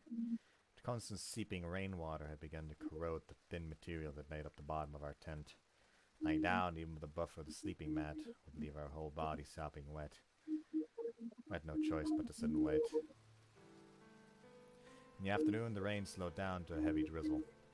We just managed to get a cooking fire going when an eerie sound began to echo across the camp. Someone was singing loudly. It was unmistakably Ibuki's voice. ついに行かれたか? Kaneda laughed harshly, an ugly contorted excuse for a smile on her face. うるせえぞ! Ibuki! In an attempt to end the mournful, grimace-inducing dirge, Kaneda hurled a rock in Ibuki's direction. The stone fell a few feet short, and Ibuki turned in our direction to examine it. Her face was ghastly white, her skin dull. It looked as though she had aged 20 years in the last few days. Picking up the muddy stone, Ibuki pressed it to her nose and sniffed curiously. Apparently deciding it wasn't food, she tossed it casually aside and continued her song. When the world grows warped around you, those who can't bend simply break. And watching Ibuki caterwauling idly at the rain cloud-filled sky as if to summon the sun, wondered if the arrangement might sometimes be a blessing rather than a curse. なんなんだろうね、あれ。たまにああやっておかしくなるけど、しばらくすると普通に会話できるし、いつものブッキーに戻ってるんだよね。需要不足らしいですよ。いつかは私らもあんな風になるのかね。金田先輩、ここへ来る前ダイエットとかしてました？ふにゃ？ Lego? What? What's that noise? ふにゃ？ふにゃ？ Lego? That was not an answer, that was a noise. じゃあ大丈夫じゃないですか？ From what Kazuki had told me, Ikubi had been repeatedly subjecting herself to severe, gimmicky diets over the last few months, leaving her with chronic vitamin deficiencies. Oh, Since arriving here, that pre-existing condition had apparently worsened the effect of malnutrition on her body, giving rise to impaired brain function. 参っちゃうよね。うちの子守ももうだいぶやばい感じだよ。 Komori was still shut up in their tent nursing her dog through a high fever. Apparently she was feeding every scrap of her rations to the animal. あいつの家和菓子屋じゃん。親は二人とも仕事で忙しくてめったに構ってもらえなかったみたいでさ。兄弟もいないあいつには犬が兄弟なんだよね。まあ、わかるけどさ。 Even as Kaneda spoke those carefully neutral words, her mouth was twisted with undisguised loathing. Her true feelings were written on her face. She unambiguously hated that feverish, immobile little dog. It was of no use to her. So she wanted it to disappear. It was as simple as that. みんなどんどん弱ってく。このまま私らみんな死ぬんだ。 I understood from the tone of her voice that this wasn't more of the usual gallows humor. I understood with such painful clarity that I wished she'd said nothing at all. Glancing up at the sky as the rain began to intensify yet again, I slowly picked myself up off my seat of rock. Can't take this. Couldn't we at least catch a break on this rain? I was adding insult to injury. Knowing full well that it was ridiculous, I did my best whiny preschool impression to ask Kazuki to make the rain stop. だから私は神様じゃないのよ。似たようなもんでしょ。 Come on, you're his neighbor. You know. Everyone called Kazuki a witch, well, except for the ones who called her a monster. In that case, a little rain magic shouldn't be too much. Do a little for, rain right? dance. Hey yo, ho yo, hey yo, ho yo, hey yo, ho yo. Mate, we're trying to get the rain to stop, not start. No, if you do a rain dance while it's raining, it cancels out. Wouldn't that be a sun dance then? Hey yo, ho yo, hey yo, ho yo, hey yo, ho yo. These people are gonna try to sun dance and suddenly they learn fucking fire bending from the dragons. I mean, funnily enough, that would actually be helpful. If they could firebend, that would be a very quick way of drying their fucking clothes. Starting a fire would be no longer a fucking issue. Neither would be cooking overall. Warmth wouldn't be an issue anymore, and wait for the rain to stop and just fucking burn your way through the forest.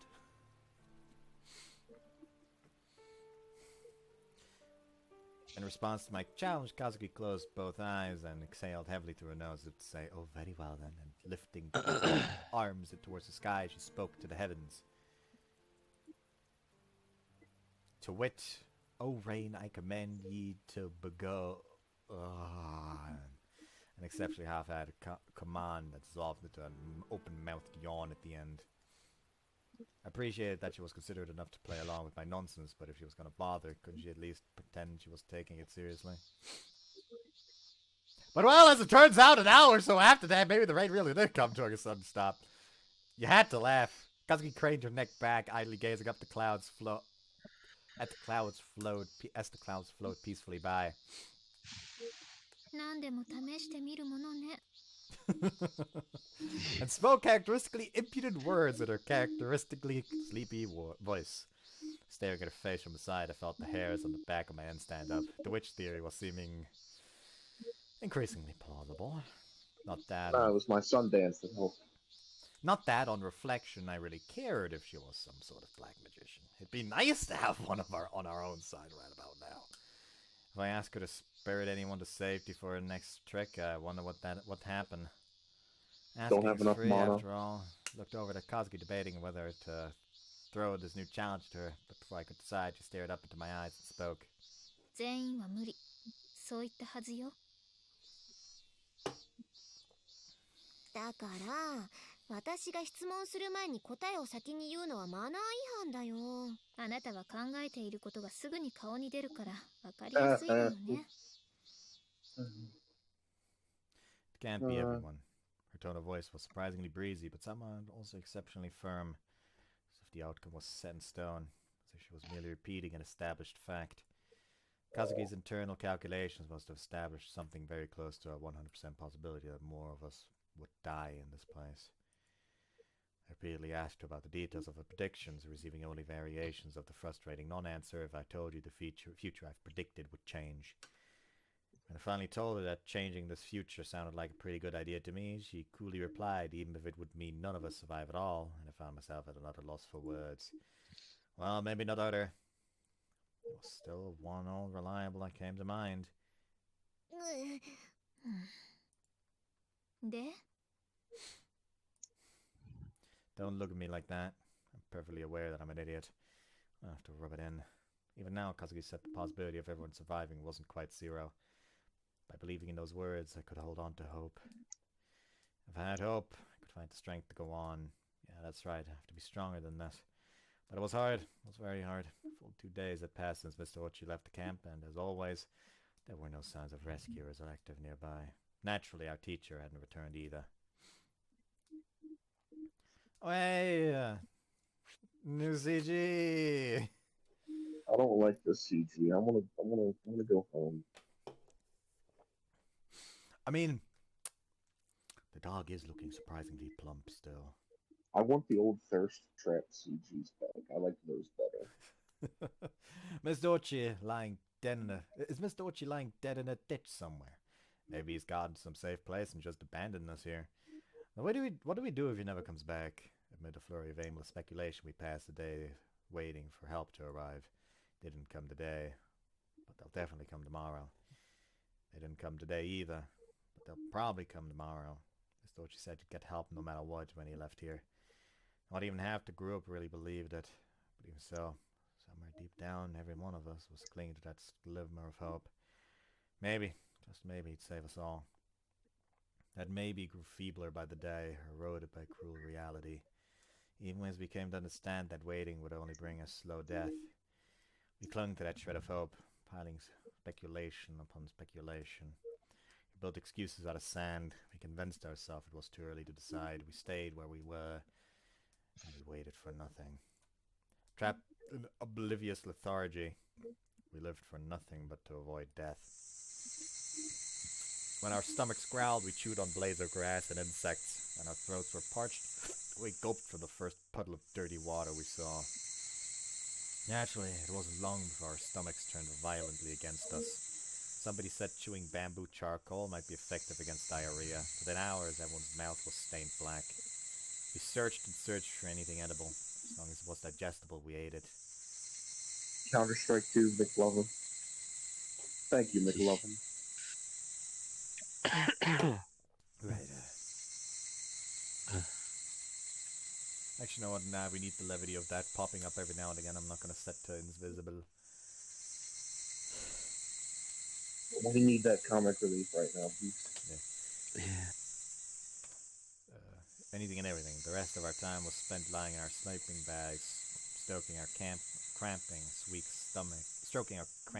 stomachs as we pretended to sleep. If we were lucky enough to fall unconscious, there was a brief respite from the pain.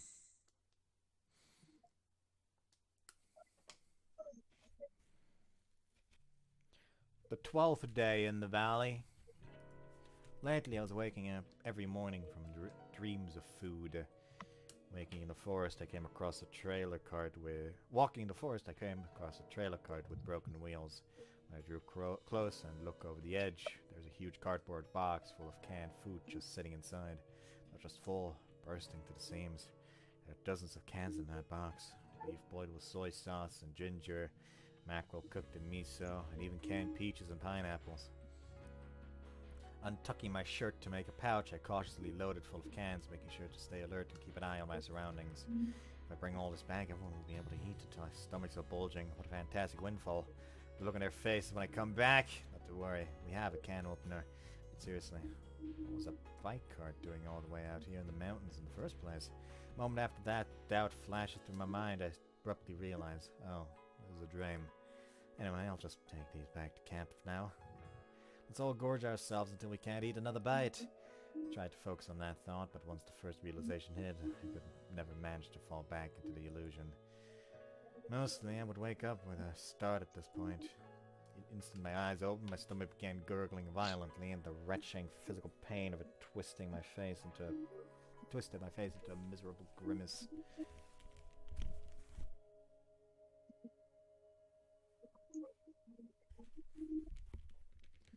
Even if it was a dream, I'd wish I'd at least taken a bite. When I wrapped up the story at that point, everyone would always laugh. You're such an idiot, Amane. I'd hide half the food. I'd give everybody one can, then hide the rest. I'd hide the whole stash and eat it in secret. The majority openly admitted something along these lines, then added with clear amusement that I was probably the only one stupid enough to come skipping right back without a second thought. We've lost Bud. Oh, no ball. Wrong button. It was now the 12th day. 12 days we'd spent living worse than stray dogs. Even among those who had been comparatively healthy, unmistakable symptoms of weakening were beginning to appear. Soft footsteps of death creeping steadily up behind us were growing impossible to ignore. Our nerves were rubbed raw with tension, our spirits timid and fearful. The first to be caught by our shadowy pursuer was Komori's pet, Akun the Shih Tzu Allione. He wasn't a durable breed by nature, and what food we had simply wasn't suitable for a dog with a weak stomach. So, having fallen into a high fever during the days of relentless rain, Allione simply never opened his eyes again. He died quietly early this morning. No. Kneeling in front of the lifeless body, flat on its side with her limbs stiffly extended, Komori removed the collar from Allione's neck and wrapped it around her thin wrist. That dog had been like a brother to Komori, but she didn't break into loud wails over its corpse. Her strangled sobs forced their way out from behind clenched teeth, seeming all the more piteous for it. Nobody could find anything to say to her. After a time, somebody mumbled about at least giving the animal proper burial. Kazuki immediately raised an objection. あら、食べないの? We'd all been vaguely thinking about it, but deeply ingrained social norms had kept us from admitting that even to ourselves. And yet Kazuki had blurted it out almost casually. 食べるって犬？そう、この子に助けてもらうのよ。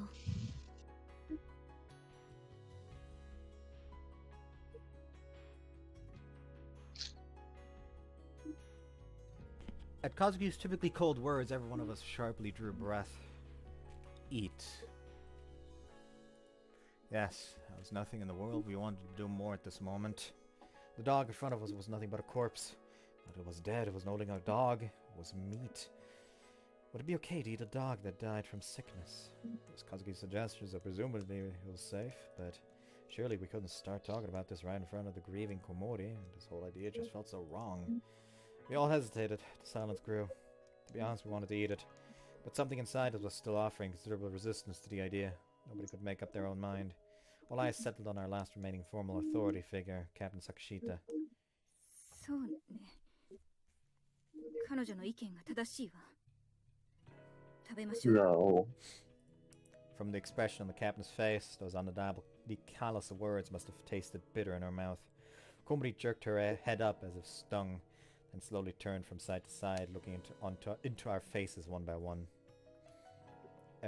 Everyone averted their eyes from Komori's tearful gaze. Everyone except Kazuki, who met it firmly and gave her a small nod. Staring steadily down into those plaintive eyes, Kazuki murmured, "This is Alione's final duty." Komori's face crumbled as she slowly croaked out an answer.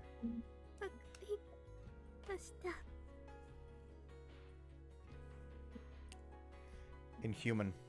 It was written clearly on Komori's face, for any who cared to look. Even so, most of us let out a small and involuntary sigh of relief at her surrender.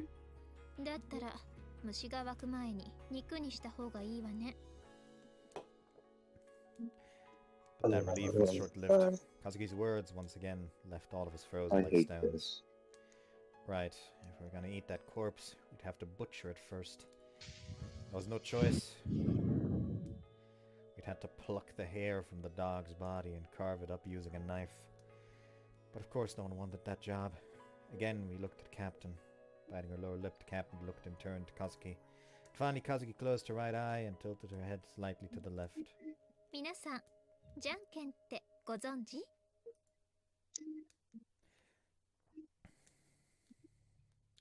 As the result of an impartial game of chance, the duty of processing the corpse fell on Koide. She tried briefly to resist, protesting I've never butchered a dog before. Of course, none of us had made a habit of carving up puppies either, so the argument didn't really hold together. As the kitchen knife trembled dangerously in Koide's hand, the captain tried offering her some rough encouragement along the lines of, "You're a doctor's daughter, aren't you?" To be honest, that one was a little hard to grasp what that had to do with anything. Visibly bracing herself, Koide gripped the knife firmly in both hands and took a step forward. And in that moment, her eyes met those of the dead dog below her, and she immediately burst into terrified tears. Naturally, the gallant hero Kazuki stepped in to save the day. Taking in her good hand the punishment rod she normally used to strike the pan for our morning wake-up call, she swung it down with all her might on the dog's head. Everyone gasped in shock at the gruesome act, many barely stifling screams. I started shrieking pointlessly, maybe I'm next. That irrational fear seized us all, and silence fell over the valley.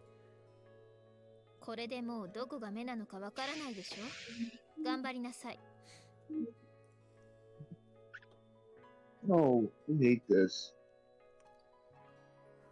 You know, the fact that I've already like experienced this is just like I'm not really affected since I knew this was happening. No, this Like is I'm more so that's over here like Jesus Christ, Kazuki, what the fuck? Like, oh, she's having trouble butchering the puppy because it looks at her eyes. Better smash its head right open in front of all of them. This is horrible. I hate this. I mean, I also hate this, but at the same time, like, I'm surprisingly numb to it. Yeah. That's not good.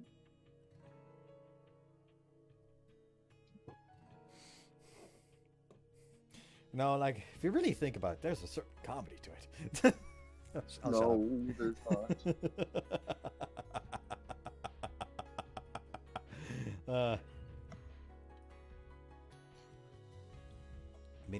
Meeting eyes with the dog is scary, isn't it? It'll just crush its eyes beyond recognition. It's about as elegant a solution as blowing off your jaw with a shotgun to cure a toothache.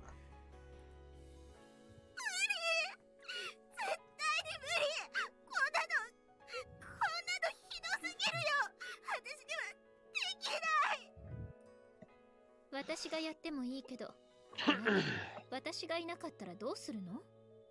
もし生き残ったのがあなた一人だったら、誰も助けてはくれないのよ。Do I have to slap Kazuki again? Like, oh yes, like, what would you have done if I wasn't here? Well, you are here, so assign the jobs that can be done to the people that can do them. By fucking God, this is a survival situation, not the motherfucking classroom. She's not very sympathetic and compassionate. It's not even got. Doesn't even have anything to do with being sympathetic. She's just being a fucking dumbass.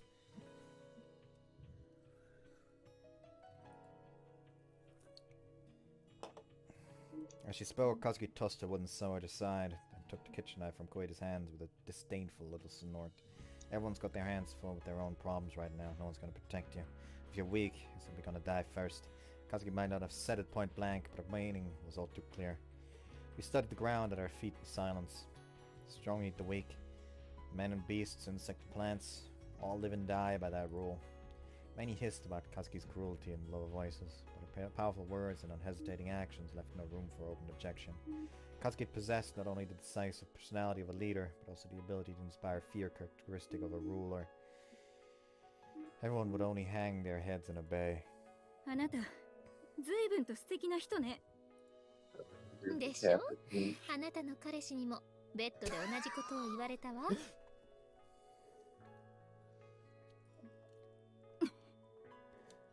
お肉の用意ができたら真っ先にお声をかけますから、今は引っ込んでいていただけます？ Kazuki turned abruptly on her heel and stalked away without another word. 強引だな。部長泣いてたよ。あのまま喧嘩になるよりはマシでしょ。うるさい女を黙らせるにはああいうしかなかったのよ。部長の彼氏って誰なの？さあ、でも何の反論もしてこないところを見ると、心当たりのある存在がいるのか、もしくは彼氏がいないことをバカにされたと思って二の句を告げなくなったか、そのどちらかね。もし部長が切れて飛びかかってきたらどうするつもりだったの？あなたなら平気で犬の頭を潰すような女に襲いかかる？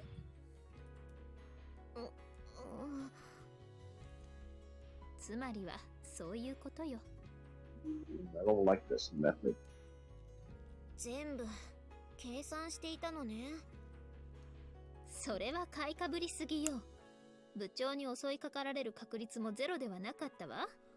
まあその時は無様に殴られてみんなの同情を集めようと思っていたけれど、生き残るために犬の頭を潰す女と個人的な感情を暴走させて怪我人を殴る女、みんなはどっちの味方になるかしら。あなたどう思う？怖い人だね、和樹。そうね、自覚はあるわ。私みたいな女は男の子にはモテないでしょうね。The fandom says otherwise. Even though she is a dumbass. I don't know if I could ever do her around after all of this. She also doesn't really have a route. That's too much for me. You remember who the only survivor here is. Yeah.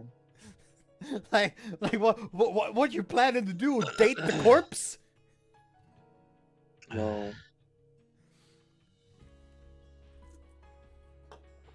I badly wanted to scream, if you're well aware, how about you do something about it? But I couldn't anticipate her answer. No doubt delivered in her best nails on a chalkboard, girly. But I could anticipate her answer. No doubt delivered in her best nails on a chalkboard, girly voice. I'm sorry, I just can't. It's too hard for little old me. Or some such. It felt as though I had maggots crawling down my spine at the mere thought. In any case, if there's a single man in the world who'd want to go out with this woman, I'd really like to meet him, so I can get him the help he needs. And so Katsuki cleaned and gutted the dog, reducing it to meat. He soaked it in barbecue sauce from the communal stockpile and cooked its little body golden brown. A powerful aroma of grease and spicy sauce wafted through the air. We swallowed mouthfuls of warm drool again and again. Just a few days ago, this hunk of meat had been an energetic, adorable little dog frolicking around Komori's feet. There was definitely a widespread feeling of guilt, but the sound of sizzling meat and the smell of dripping grease were irresistibly alluring. Even those who had whispered heatedly about Kazuki's inhumane cruelty couldn't overcome their own stomachs. When the meat was finally grilled and ready to be divided, they all swarmed up with plates in their outstretched hands. I was the one who carved the meat for distribution. The real leg looked to be the choicest and most nourishing part of the body. Chopping off one with a kitchen knife, I placed on the Captain Sakashida's plate. The second went to Kazuki. After that, I divided the meat as evenly as I could between the rest of us. We'd even carefully washed the internal organs and cooked them as well. After distributing it all, there was nothing left to do but to greedily devour my share. It felt like such a long time since I'd tasted meat. The first bite was so delicious that I went quite literally dizzy with bliss. My protein-starved tongue tingled as the animal fat slowly spread out inside my mouth, and my stomach squeezed tightly in on itself as though consciously trying to wring every particle of sustenance from the food. Sucking on the eyeball can give you extra moisture as well. Of course, it was an ornamental lapdog, a toy breed, distributed among the entire group. Its body provided us with a mere mouthful of meat each. Even so, we all wept with joy at the nourishment. And as soon as the meat was gone, everyone began crunching away at the bones. We had assumed Komori would firmly resist the idea of consuming a pet's flesh, but in the end she bit into her share of meat like all the rest, sniffling miserably the entire time, tears blending with the mucus running from her nose as she ate.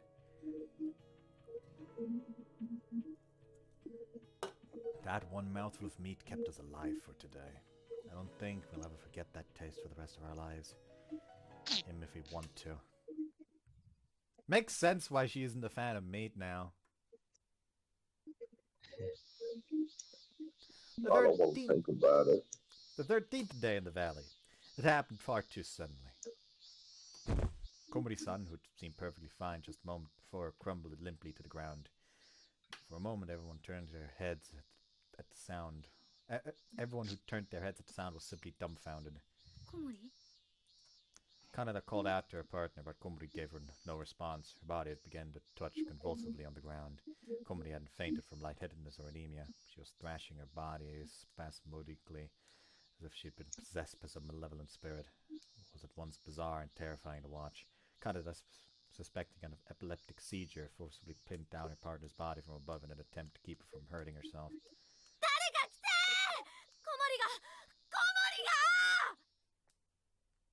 Koide and I jumped up to answer Kaneda's call as the others looked on in shocked silence. He managed to move Komori onto a blanket, but the seizure continued. At Koide's anxious command, I ran off to find my own partner. どう？原因は何なの？倒れた時の様子はどうだったの？わかんないよ。気がついたら地面に倒れてて、魚みたいにピクンピクンって暴れ出して。転換じゃないの？小学生の頃こんな風に倒れた子見たことあるよ。転換の発作にしては長すぎるわね。Komori's breathing was rapid, her teeth clattering in her mouth and her unfocused eyes swung randomly from left to right. Her hands and feet trembled strongly in a regular rhythm, as if matching the beating of her heart. 犬を食べたから寄生虫に寄生されたんじゃ。 Or it's shock to the system. 犬はよく焼いてから食べたでしょ？考えにくいわね。小森さん、何か他に変わったものを食べたりしてなかった？ After a moment of thought, Kaneda's mouth fell open with a littleそういえば、なんか花の芽を食べてた。Oh 花？ no. 何の花？名前はわからないけど、綺麗なピンク色の初めて見る花だった。これ食べられますかねって言って、その場で何個かつまんで食べてた。Okay, she deserves to die. I think it's foxgloves by the sound of it. She doesn't Because they are deserve to poisonous. die. She picked a random ass flower, asked herself, wonder if these are okay to eat, and proceeded to immediately eat them. Boo-hoo, she's a teenage girl and she's starving. Leave her alone. They have a knowledgeable person in camp. You know, at least ask. They have a knowledgeable person in なんだろう。 camp. Yeah, the knowledgeable person that 鳥 cracked か a ぶと？ dog's skull open with a bat.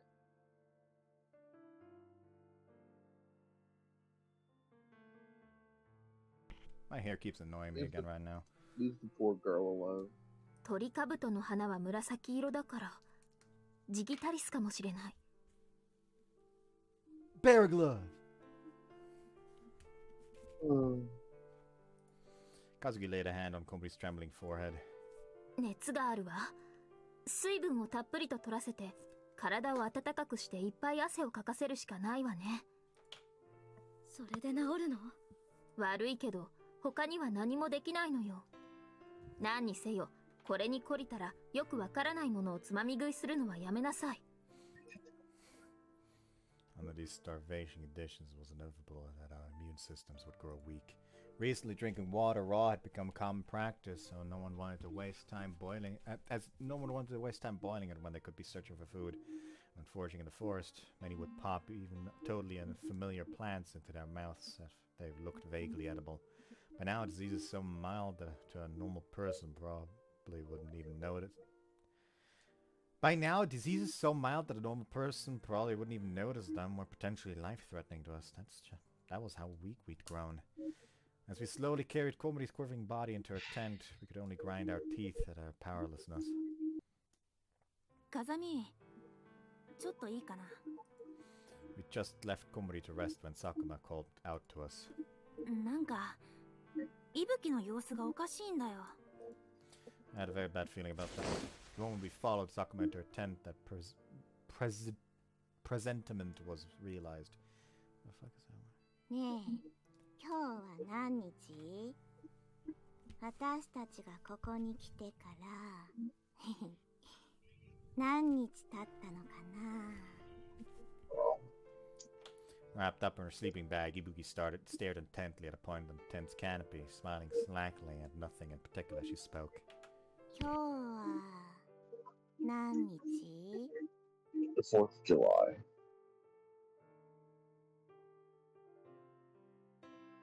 Not yet. I'm 今日 premature. は26日。ここに来て13日目。 Was that the last thing she said? そう。早く帰りたいな。 Even as she answered, Ibuki's eyes never turned towards us. The tone of her voice was vague and focused. Almost like a sleepwalker conversing with her dream. ちょっと出ようか。 As the rectory moved to leave the tent, but Ibuki immediately piped up. ねえ、どこ行くの？私も行く。 Hold on.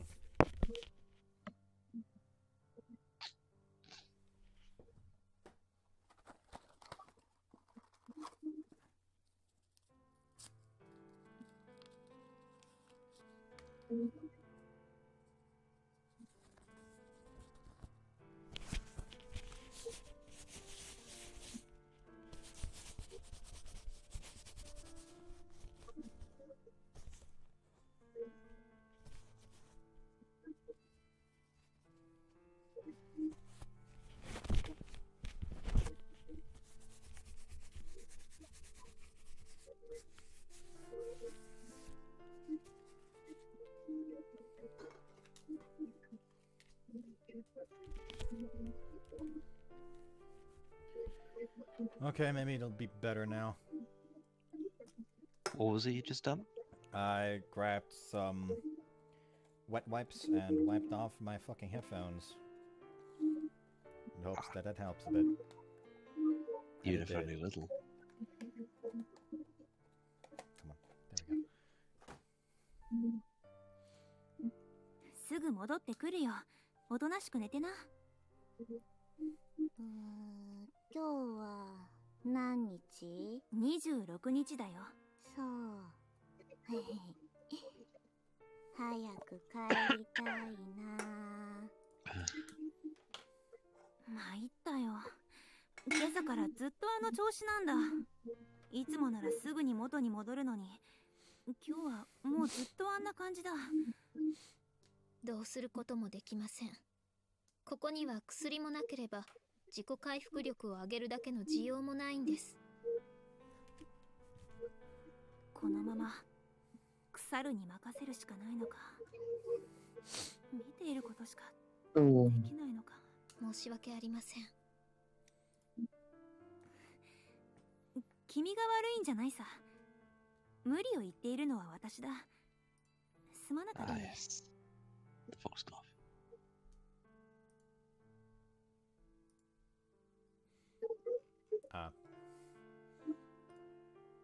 Just as I thought. Sakuma's powerless attempt at a smile conveyed only resignation and defeat, made all the more pitiful by her swollen face. It wasn't a flushed swelling of a fever. Her face was strained of all colour, her ghastly pale cheeks visibly rough and dry. She was blinking constantly throughout our conversation. It must have been difficult merely to keep her eyes open behind those bloated cheeks. 佐久間さんも栄養失調が顔に出ています。気をつけてください。そうだね。気をつけるよ。 Exactly how was she supposed to be careful about starving when there's no damn food? Sakuma seemed mature and refraining from yelling the obvious retort in Kazuki's face. But quite possibly she simply no longer had the energy. Just how long would the situation last? Mentally, physically, in every possible way we were being taxed beyond our capacity to endure. How long would we possibly hold it together under such circumstances? Even Kazuki, our acknowledged authority on mental toughness, could no longer fully hide her fatigue.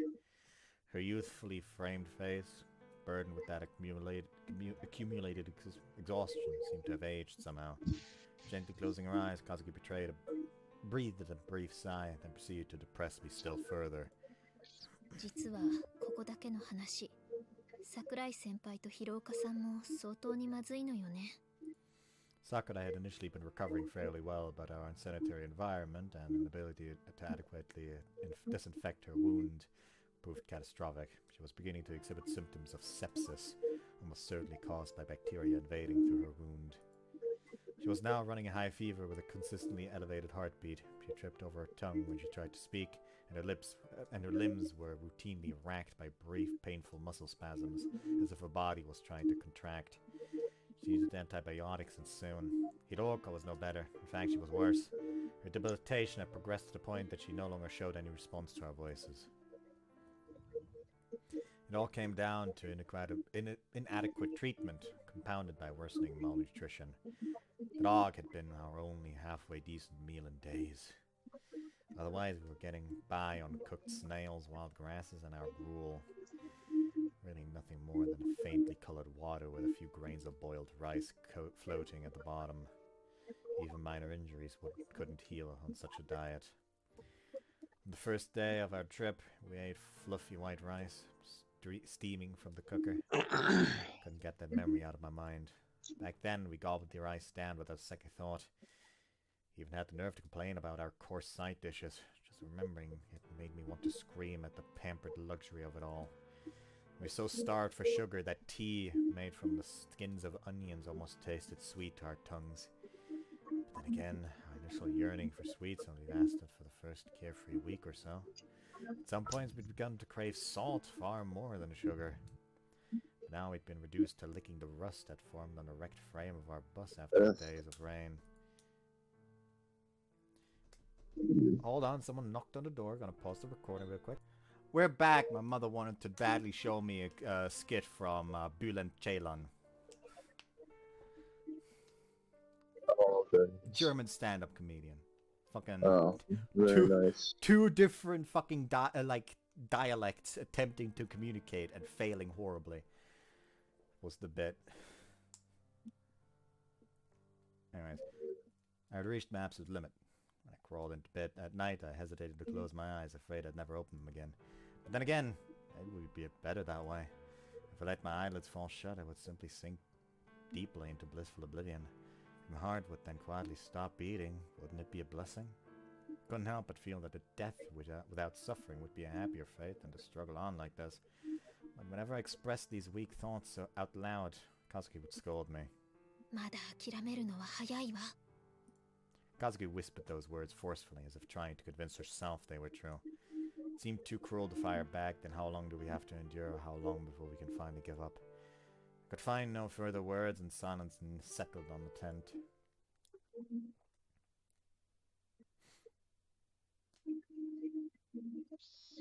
The 14th day in the valley. When morning came, Kazuki struck the bottom of the pan at our normal wake-up time, but there were no signs of activity from within the tents. It wasn't that the others weren't awake, they simply couldn't get up. Recently, just standing upright was exhausting. It wasn't rare for someone to spend the majority of the day lying in their sleeping bag. Even when we attempted to move, it would often prove impossible. Every time we tried to stand, our joints would scream in pain. If we pulled ourselves upright by clinging to a tree or rock, our knees would be shaking so hard that we could barely walk. Even so, as the sun rose and warmed the valley, and those who could still move came crawling slowly out of their tents. Basking in the rays of morning light, we resembled nothing so much as a lethargic pack of iguanas escaped from the Galapagos Islands. For some reason, it felt as though the mere touch of the sun on our skins gave us some small boost of energy. Of course, it was mostly an illusion. Our stomachs were still empty. By the way, moving around aimlessly would be a waste of calories, so we all found our seats in the sun and kept still. It was tempting to just flop on the spot and close your eyes, but the cold stone beneath us stole body heat quickly, so lying down would burn a surprising amount of heat. Staying awake and sitting quietly was the best way to conserve our strength. We sat on the hard ground as if rooted to the spot. What's that music?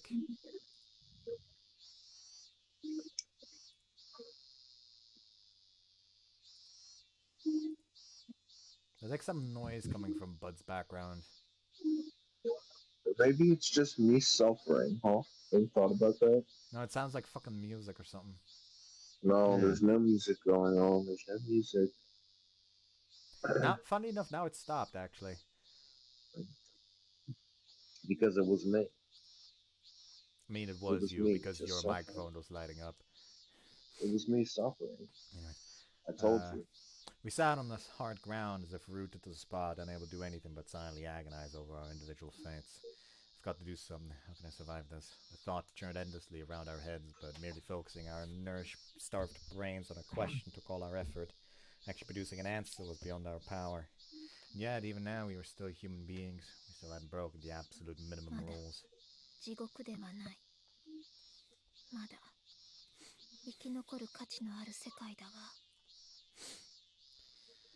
At my side, Kazuki murmured those words to herself slowly and deliberately, as if confirming that that she was still firmly conscious, still able to speak.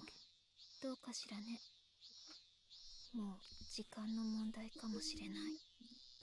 I followed her gaze around the area. Everyone was staring goggle-eyed into the distance, their pale, slack faces shining greasily in the morning sun.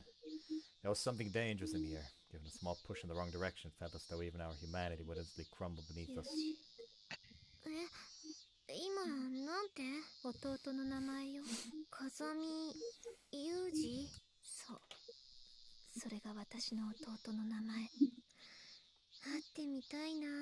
生きて帰ることができたら紹介してあげるわ。きっと気に入るはずよ。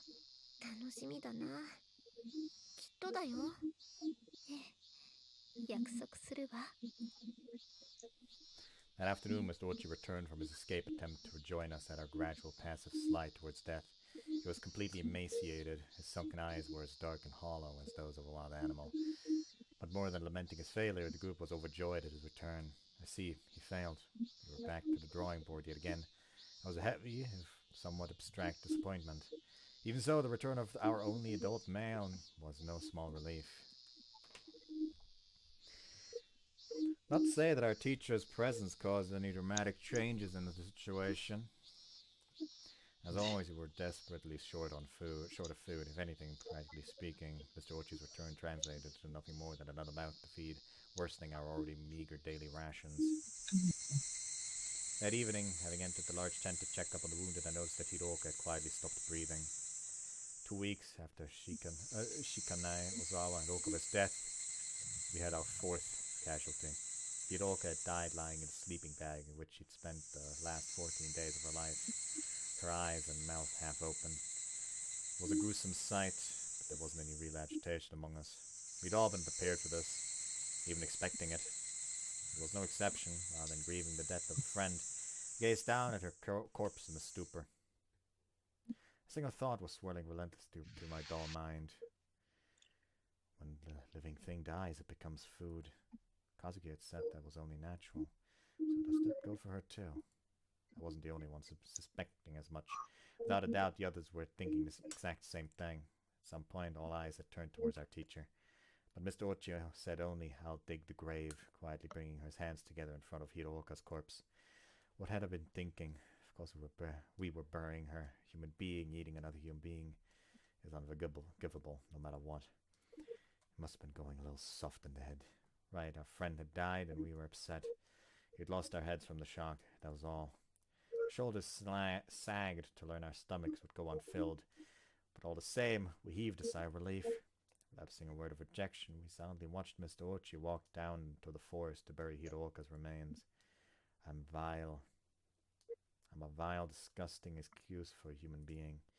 The shame welled up so suddenly and so heavily inside me that I couldn't contain my tears.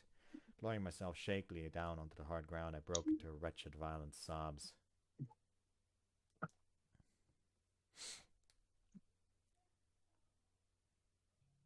The 15th day in the valley. I was awake, but I couldn't even open my eyes. My head felt packed to the bursting with dull, heavy lid. Every inch of my body was painfully cold and exhausted, to the point that even breathing was difficult. There wasn't a drop of saliva in my mouth, and the back of my throat burned bitterly. I couldn't even speak.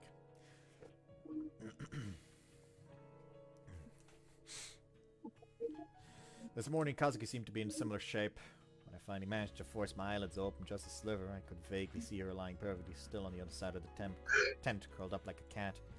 I always admired her strength. Wondered how she trained that tiny body to be so unbelievably tenacious. But it seems that even her amazing endurance was reaching its limits. Now she probably long since passed those limits. But if Kazuki were to collapse, we would have lost a large source of hope. Without her, some of us might have long since given up. Stopped even trying to survive. Kazuki had probably been pushing herself unreasonably for our sake, forcing herself to appear energetic and powerful. She looked so very small right now. Kazuki. I hoarsely croaked out her name. There was no response. Kazuki, 死んじゃったの? My arm had grown painfully thin, but it still felt heavy as I reached out towards my friend's back. She was still warm, and I could feel her back rising and falling ever so slightly with her breathing. She was still alive. Kazuki, 死んじゃ嫌だよ, Kazuki. My tear-filled voice finally elicited a response from Kazuki. Her tone, understandably, was exceptionally grouchy. もし私が死んだら、あなたが私を食べてね。なんてこと言うんだよ。Kazuki's words abruptly brought back the memories of Hirooka's death, and my breath caught in my throat. 死んだら嫌だよ、Kazuki. 死ぬなら一緒に死んでよ。私を置いて、先に死んだら嫌だよ。 Doesn't matter, we fucking was hanging out with back in the goddamn VR chat when that was new. Yeah, man. It's been a while now. Ah, fucking ancient history. Surviving alone in this hell would be meaningless. Kazuki responded to my heartfelt whimpering with a snuffling little laugh. 冗談よ。大丈夫。私はまだ死なないわ。 She wasn't going to die just yet, but eventually that time would come. Everything living dies, another rule of nature, the most fundamental of all. That inevitable end was no longer an abstract, distant concept for us. Our debilitation had reached the final stages. One by one, we were wasting away. Today, Sakurai and Komori were the casualties. Oh, look. Sakurai died from her sepsis. Komori killed herself. Found her hanging from a tree. Numb as we'd grown to horror, the suicide sent a disturbing ripple through the camp. But after the initial shock passed, we felt a little more than resigned acceptance. Since eating her dog's flesh, Komori had clearly been mentally unstable and physically frail. Even before her sudden collapse yesterday, we'd all seen her acting strangely. She would totter off alone into the forest and wander around, calling loudly for Oleone. Back to camp, she'd push her uselessly battery-dead cell phone against her ear and hold extended conversations with her dead pet. Everyone had felt vaguely apprehensive about her bizarre behavior, but there was nothing we could do for her. When the labored breathing of a girl sitting nearby grew faint as a whisper, the thought, another one is dying, would pass through our minds. But we didn't feel sorrow or pity. They were luxuries we could no longer afford.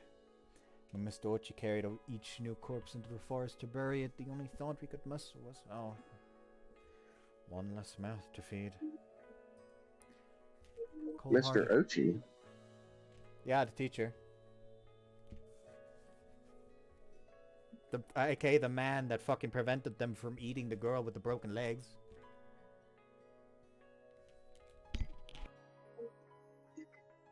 Huh? What was that, sorry? Were you zoning out so hard from not wanting to be here that you missed that portion of the fucking game? When the girl with the broken legs died, everyone was like, "Oh well, that's the first casualty." When you ignore the ones that died during the bus crash itself. He went into the fucking woods. Well, yeah, but he came back a couple of days ago. Yeah. I missed that completely. He's been sitting on the rock in the CG ever since. No, I missed that completely. Poor bastard looks so defeated. Yeah. It It certainly doesn't help that the zipper on his jersey looks like a line of fucking drool. Ugh. You mention it, you're right. But yeah, he was the guy that when everyone was like considering like, well, the dog died and the dead thing is now just food, so why wouldn't that count for the girl with broken legs? And as they all essentially looked to him for permission, he just fucking went to bury her. Like, if he wasn't there, they would have aided the girl. Cold-hearted, cruel thoughts, but we no longer had even the strength to hate ourselves for them. The terror of watching our friends die one after another. The terror that you might be next. The escalating terror of our reality overwhelmed us, and some began to escape it entirely. Drunk on the adrenaline our brains secreted to numb the agonizing fear, our thoughts lurched to bizarre, irrational directions. I want to die. If somebody dies in my place, maybe I'll survive. Without any logical evidence, many had begun to believe something of the sort. Inside this ravine, one life could somehow be traded for another. If somebody else dies, I'll live. In this claustrophobic little world where nothing enters or leaves, the total amount of well-being must be fixed. Depriving another of their happiness is the only path to survival. That was the new dogma of the dying.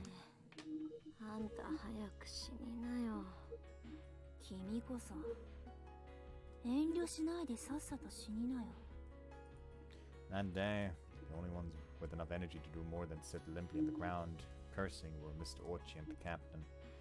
Since Mr. Ochi's return the previous afternoon, the two of them had made numerous trips to forage for food on behalf of those who could no longer move. They even cooked meager meals of weeds and snails and fed them to the weaker girls. They spoke words of encouragement as they spoon-fed them feeble.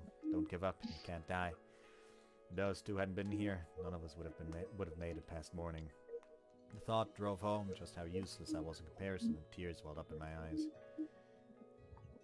Several times since Mr. Ochi's return, the two had managed to capture a few animals deep in the forest.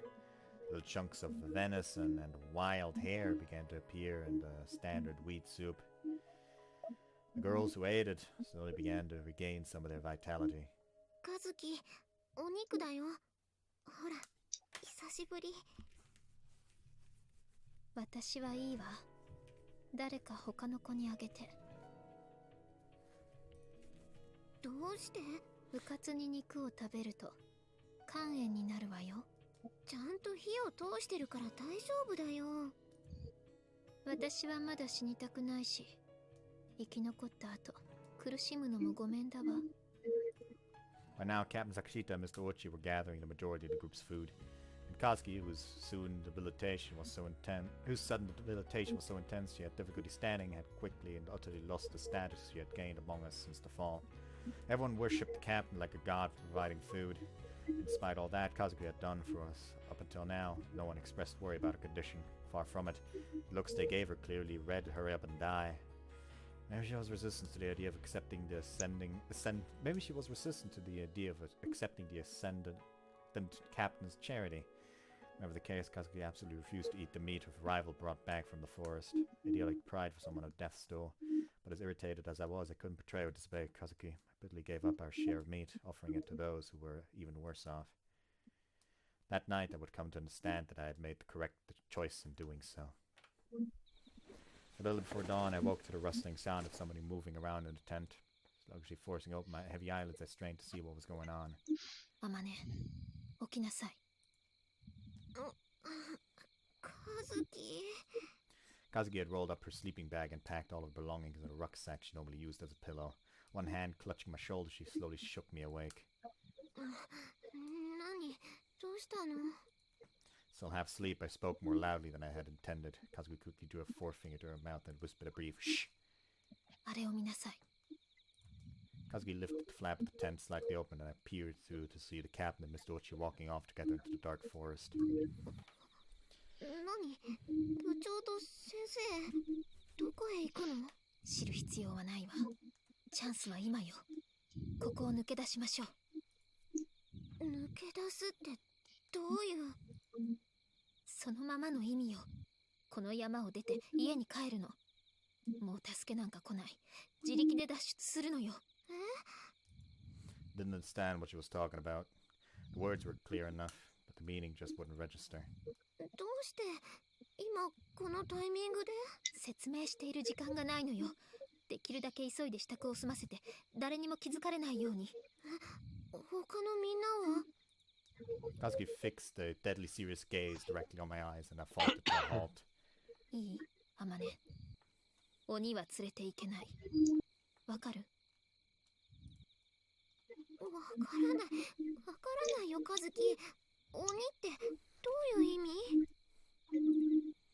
知りたいのなら後で教えてあげる。いいから今は急ぎなさい。わかった。What? Ghouls. Ghouls, she says.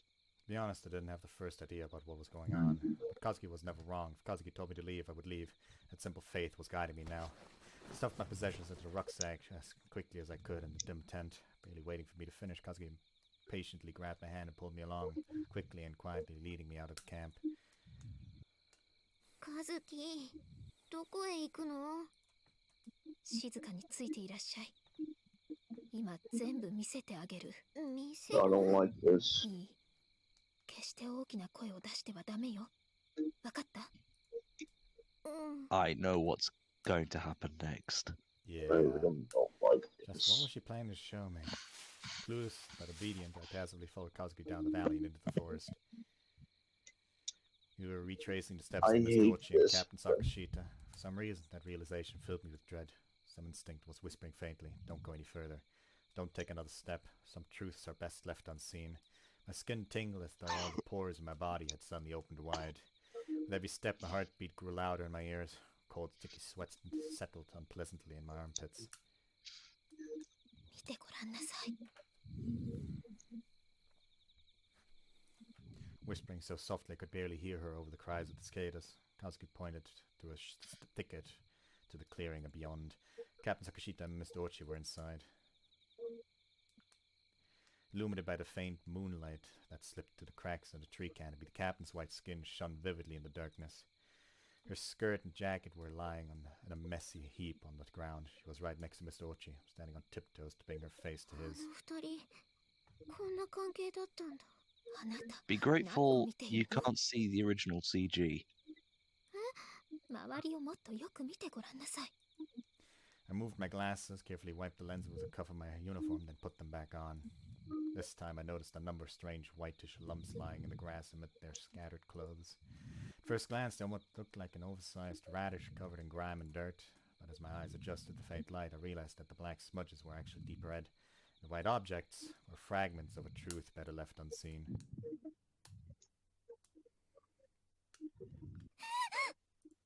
I couldn't contain my shriek, and before I had the time to regret the mistake, tears were pouring out of my eyes, bile was rising my throat, I was stumbling backwards, falling to the ground.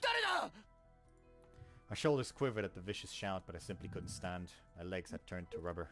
My eyes were fixed on the scene before me, the face of Mr. Ochi glaring in our directions with eyes like a demon.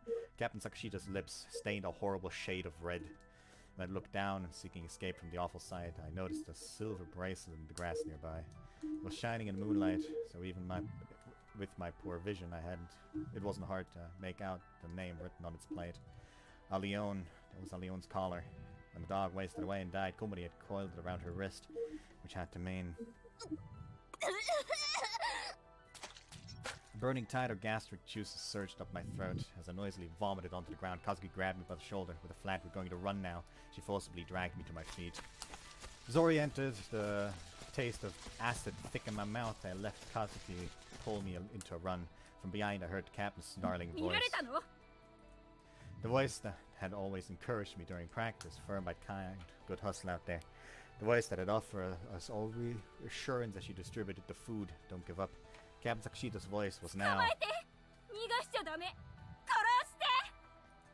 the voice of a ghoul. This couldn't be. This had to be a dream. Why wasn't I waking up? This absolutely couldn't be real. As these thoughts swirled through my dazed mind, Kazuki hissed into my ear as if to slap me awake. だから声を出すなと言ったのに失敗したわ。これでもうタガが外れた。殺し合いが始まるわよ。殺し合い？あの人たちをもう人間だと思わない方がいいわ。嘘だよ。こんなの、これは夢でしょ。They aided people!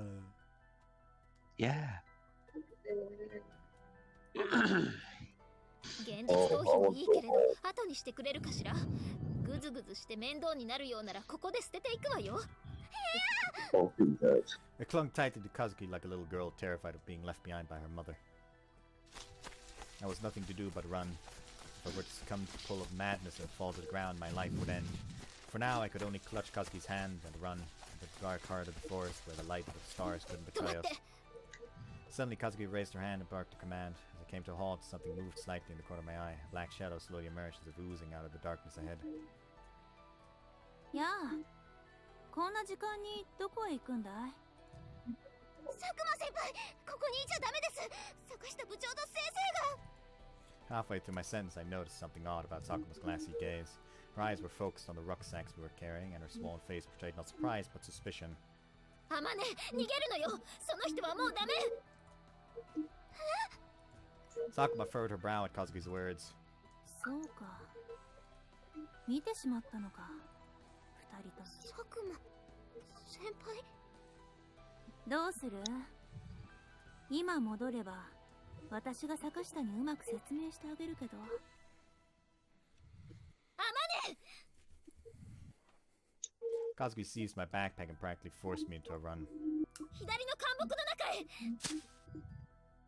Honestly, I couldn't tell my left from my right at that moment, but Kazuki's grip stayed firm when we plunged into a short thicket, pushing our way through the grasping branches towards escape. Sakuma didn't pursue us. Instead, she spoke a few words. Her voice was like a whisper, but somehow it found its way all too clearly to my ears. 残念だよ。スオアマネ。私は君のこと結構気に入っていたんだよ。本当に残念だ。 Sakuma had known. She had known that Sakashita and Ochi were doing. She had known everything and kept her silence. ねえ、和樹。何？質問なら後にしてちょうだい。今は急いで。佐久間先輩は知っていたの？和樹も気がついていたの？知らなかったのは私だけ。知ったところで誰にも止められない。こうなるのは必然だったのよ。必然。 いいやまね。ここにいるのはもう人間じゃない。動物よ。But we're humans. In order for people to live as human beings, 3 basic rules need to be respected. Don't steal, don't destroy, don't kill. When even one collapses, when breaking it becomes natural. It's only a matter of time until the other 2 give way. And when it comes to that, no one can stop the downhill slide. If people fall below the absolute minimum standards of humanity to divert to a simple and more primitive set of rules.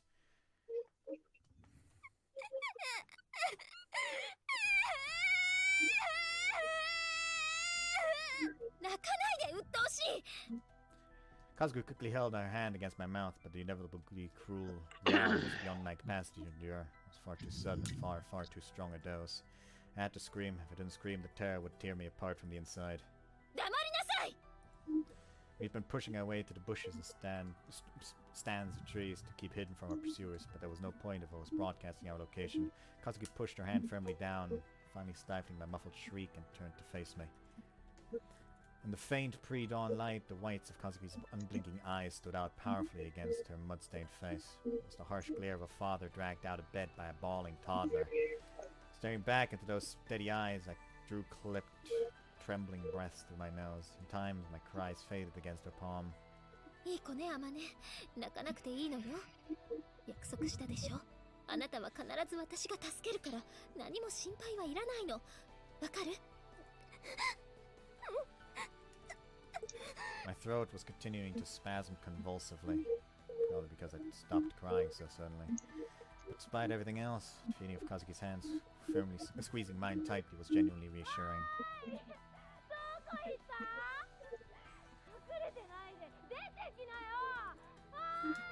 Kandella's voice rang out in the darkness.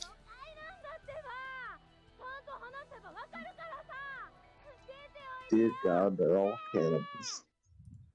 From the volume of her voice, she was no more than 20 or 30 meters away from the thicket where we crouched, hidden. I looked back to Kazuki's face and spoke in a whisper. No wonder they were 鬼に飲み込まれたか、騙されているのか、脅されているのか。どのみちあの人ももう引き返せない。The footsteps of the ghouls approached us from behind. If they caught us, they would kill us immediately, or make us one of them. Even in the latter case, we wouldn't stay allies for very long. It was all too clear that these creatures would kill without a second thought. There were many feet stepping through the mud, many branches snapping in the darkness behind us. Engulfed in the madness that had spread from Ochi and Sakashita, the others had abandoned themselves to the final rule and become corpse eaters. Demons, reason and morality no longer had any meaning to them. In the end, nobody wants to die. 逃げるわよ。 We fought our way forward through the soft, slushy mulch of decayed leaves, desperately claiming the slope before us. My feet sank deeply into the muddy soil, my legs trembling with malnutrition, tangled awkwardly with every stride. Our pursuers' eyes glistened in the darkness like pools of oil. Those eyes betrayed no hatred, no anger. They weren't the eyes of people looking at their enemy. They were the eyes of beasts that knew no emotion but hunger. They were looking at their prey. If they catch us, they're gonna kill us on the spot. The terror paralyzed my brain, and even focused, the slope would have been difficult to climb. My legs caught in a muddy patch of leaves, and I tumbled down onto the ground. アマネ、立ってお願いだから。もういいよ、カズキ。一人で逃げて。私はもう無理。怖くて動けない。 Man's shaking pathetically, I lowered my rucksack to the ground and took out a kitchen knife carefully wrapped in newspaper.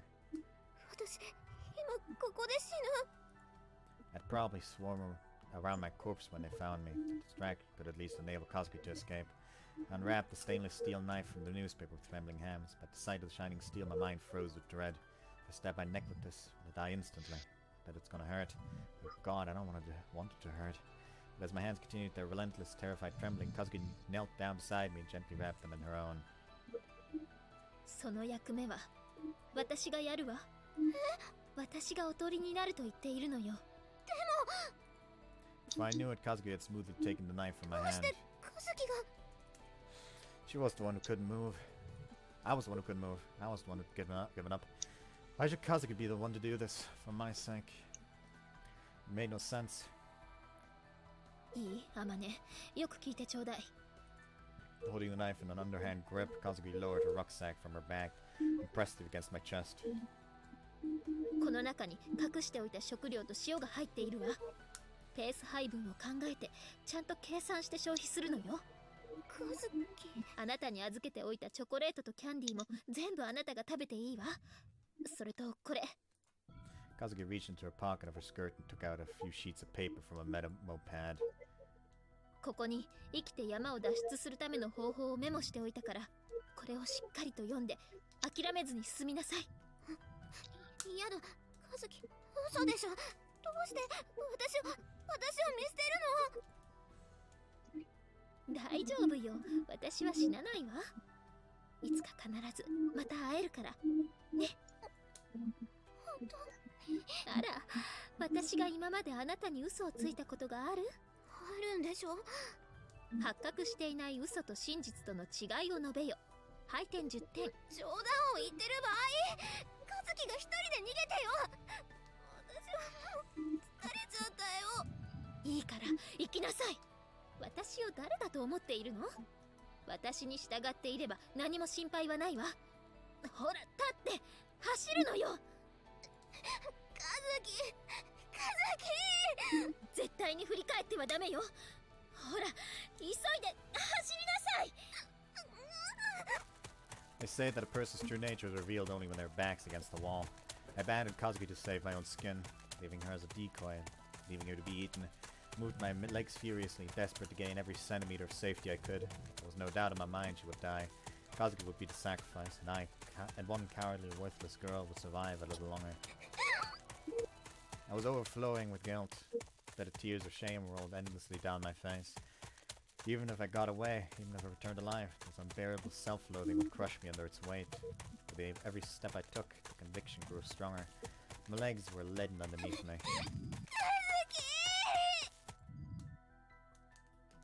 You absolutely mustn't turn back. She had told me clearly enough. Just once at the end I stopped and looked back. The demons had gathered, the beams from their flashlights dancing through the trees. At the center of their circle, Kazuki was lying on the ground, pinned down by the things that had been our friends. Last time I saw her face, Kazuki wasn't crying. She wasn't screaming. She wasn't glaring resentfully. She was smiling. I smiled as if to say that this was fate. As if to say that this was the rule. As if to say it was nothing worth troubling myself over. If Kazuki had screamed for help, if she'd cursed me, called me a traitor, I might have never moved from that spot. I might have run back and fought. But Kazuki quietly, peacefully gazed at my eyes, accepting her fate. The words flooded into my mind. Amane, listen to me. The creatures in this forest are no longer human beings. They're animals, plain and simple. I stopped looking back. I turned my back on her for the last time and ran, chanting "Forgive me" in my mind like a mantra.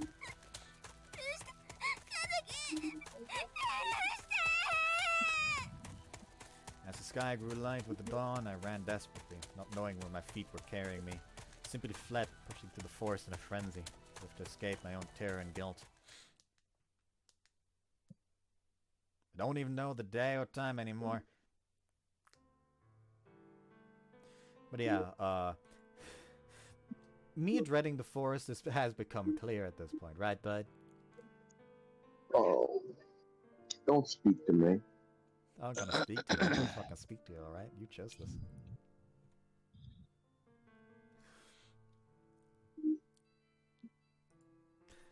How many days had passed since then?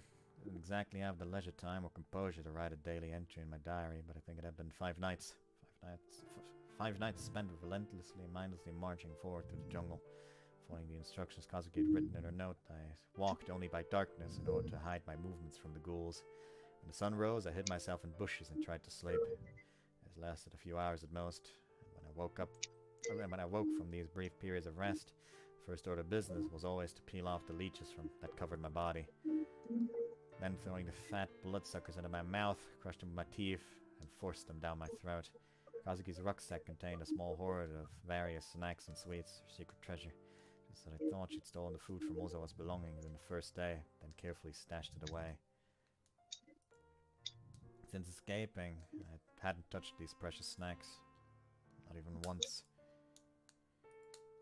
If Kazuki were to somehow escape her captors and catch up with me, I intended to give it all back to her. There was real food just inside that bag. Temptation was overwhelmingly powerful. If I were to yield to my hunger and greedily devour Kazuki's treasure, I'd be admitting I was fundamentally no different from these ravenous ghouls. Couldn't bring myself to do it. When the forest was dry enough to light a fire, I boiled fern sprouts and chrysanthemums for my meals.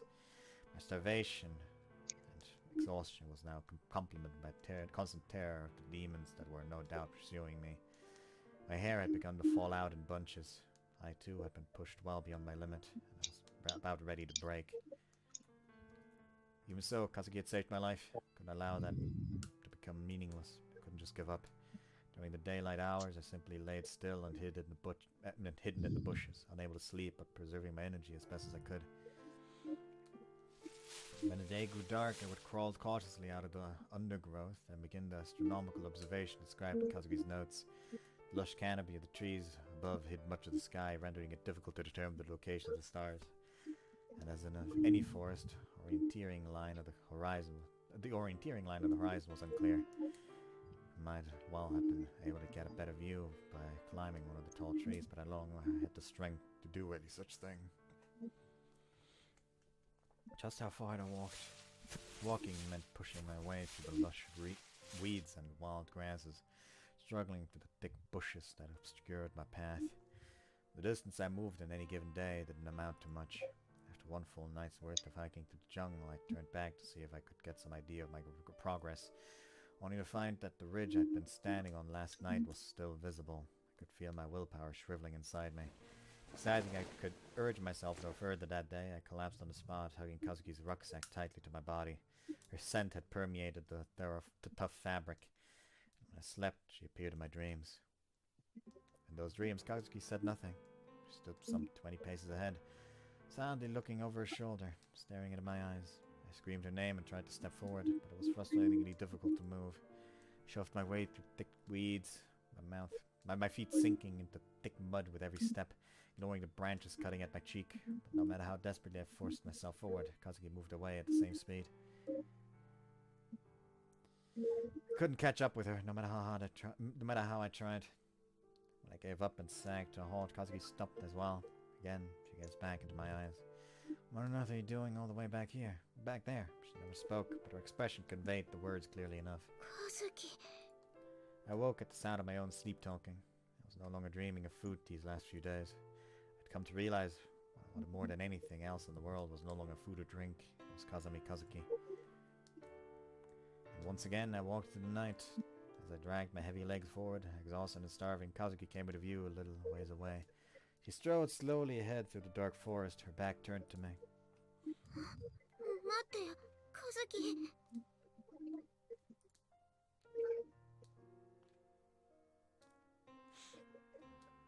As I pursued her, I could see many others further beyond, vaguely defined figures walked the same path as Kazuki, flickering and melting into each other. As I wore a familiar school uniform. All wore a familiar school uniform, even in the darkness I knew them. That one had to be Hirooka. Further on, I could see Sakurai. Many others as well. Shikanai, Ozawa, Okabe, Leon frolicking around Komori's feet. Ones who had already died walked among the trees, shimmering hazily in the night. Looked over their shoulders one by one and spoke, this way. I finally started hallucinating. Guess I'll just be following them now. Have them guide me to heaven. Now, will it really be heaven? Well, I've been in hell until now. If they're taking me somewhere else, it's probably heaven, right? みんな、待って。私、うまく歩けないよ。置いていかないで。ねえ、みんな。I could no longer lift my legs. The world grew cloudy before my eyes. A heavy leaden drowsiness assaulted my mind. Even where I was, what I was doing, had begun to grow fuzzy. With the thought, I guess this is as far as I go, I fell hard on my knees and pitched forward onto a cold earth. もう、ダメだ。情けない。私、天国にも行けずに、このままこんな中途半端な場所で死ぬんだ。As I pressed my face onto the ground, my ears began to ring. I feared a common phenomenon before passing out. Something like the sound of your own baseline brain waves. Faint here, the leeches are going to be all over me again. But as the thought ran vaguely through my wobbled head, my ears picked up a noise clearly distinct from the high-pitched tone. What's that sound? Focusing my mind on that strange noise, I decided it sounded almost like a car running on an unpaved road. Specifically the sound of tires rolling through gravel. And mixed in with that crunching white noise, there was something like the weak whining of a 3-cylinder engine. Sounds just like a mini-truck. Heaven sent somebody out to greet me. Are angels these days in the habit of picking up the dead in cute little pickups? When the sound passed, the ringing in my ears was gone as well. Once more I pulled my ragged body off the ground. Once more I forced myself upright, my weary legs trembling with the effort. I hadn't realized during the night, but apparently at some point I'd drawn near a road. A real honest-to-God road. A path human beings traveled. Beyond the thick rows of trees, through the wet, cold dawn air of the forest, I could see the gravelly tracks stretched out below. This isn't a hallucination, right? Incredulous as I was, I didn't take the time to pinch my cheeks. Half sliding down the muddy slope, I made my way towards the road that I lay before me.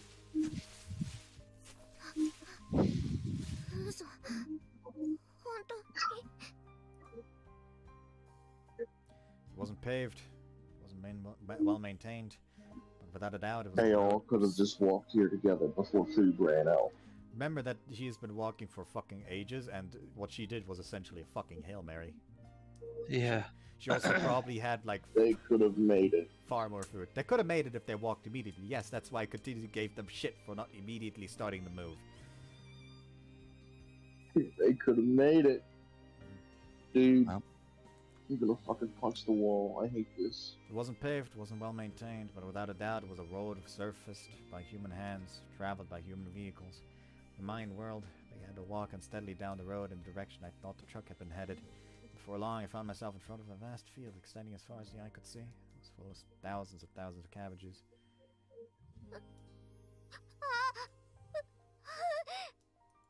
Didn't scream with joy at the sight. Without a word, I drew a slow, shuddering breath and plunged into the field, ripping the nearest cabbage from the ground. I sunk my teeth into it ferociously.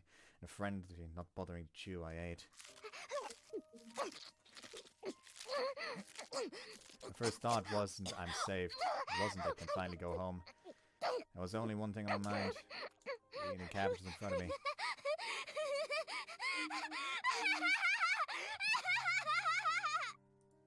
Without a drop of seasoning or even a sprinkle of salt, those cabbages were so delicious my eyes rolled back in my head from sheer ecstasy. I ate and ate, deliriously, frantically, as if possessed. Cackling madly, I ate, laughing between the spasmodic whimpers that seized my throat, tears pouring down my face. I ate. It was 30 minutes before the farmer's housewife noticed something single-mindedly ripping through the cabbage fields like a crazed wild animal. When she began to tell her husband about the bizarre creature devouring the crops, he ran out with his hunting rifle only to find a human being. It was another 30 minutes before the ambulance he called arrived. Lying in my hospital bed, I finally told the local police officers who I was. That I'd been on a bus that had gone missing nearly 3 weeks before. So, at the cost of many terrible sacrifices, one pathetic girl crawled her way back to the human world alive.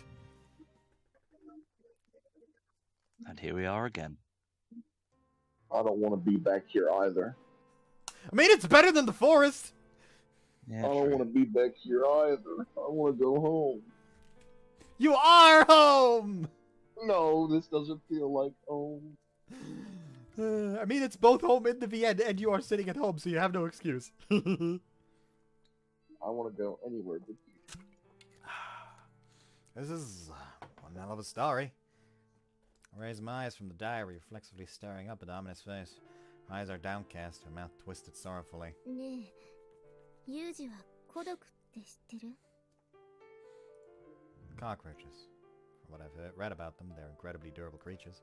They can last for weeks without food, and sometimes cannibalize each other. 私はね、毒虫を詰め込んだ壺の中から生き残った最強最悪の毒虫なのよ。 That bit kind of reminds me of a scene in the James Bond film Skyfall. Apparently rats do the same thing. A lot of animals do the same thing. Most animals do the same thing. There's also literally like a weird fucking ritual, like Japanese inspired. I don't remember what it was, but it's essentially like to make cursed poison, quote unquote, where they just literally just put a bunch of poisonous animals in a fucking jar and just, you know, leave it there until they like all fucking cannibalize each other, and then you just extract the poison from the living thing and use that. Since it's like they believe that that would be like the most potent poison. Can't find anything else.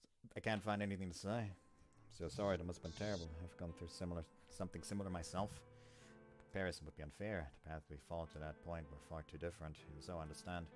Thrown abruptly into a rain-soaked hell without adequate food, unable to imagine what tomorrow will bring. Your physical and emotional strength are slowly whittled down. The ones wobbling on their feet have a week. The ones sitting 5 days. The ones lying down 3. The ones that can't speak 2. And the ones that can't blink will be dead before the sun sets. At some point, you've lost the energy to dig graves for your companions. GTA again. Yeah, you sleep next to the rotting corpses of your friends. Hell on earth. Precisely because I understand. I have no words to offer her. I seek refuge in the tattered diary in my hands. Returning home as the only survivor of that horrific accident, my reception this next bit will make you grind your teeth.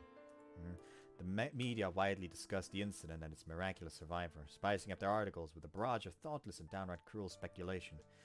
While never publishing my actual name, many twisted their limited information to suggest my survival had come at a cost of my humanity. It was a social problem of the hour. When I returned to school after recovering my physical strength, a classmate thrust a weekly magazine in my face. It was open to a gory photograph of the crash site as it had been discovered. Hey, this corpse. This is Hiroka's face, isn't it? Well, girl, so tell me something.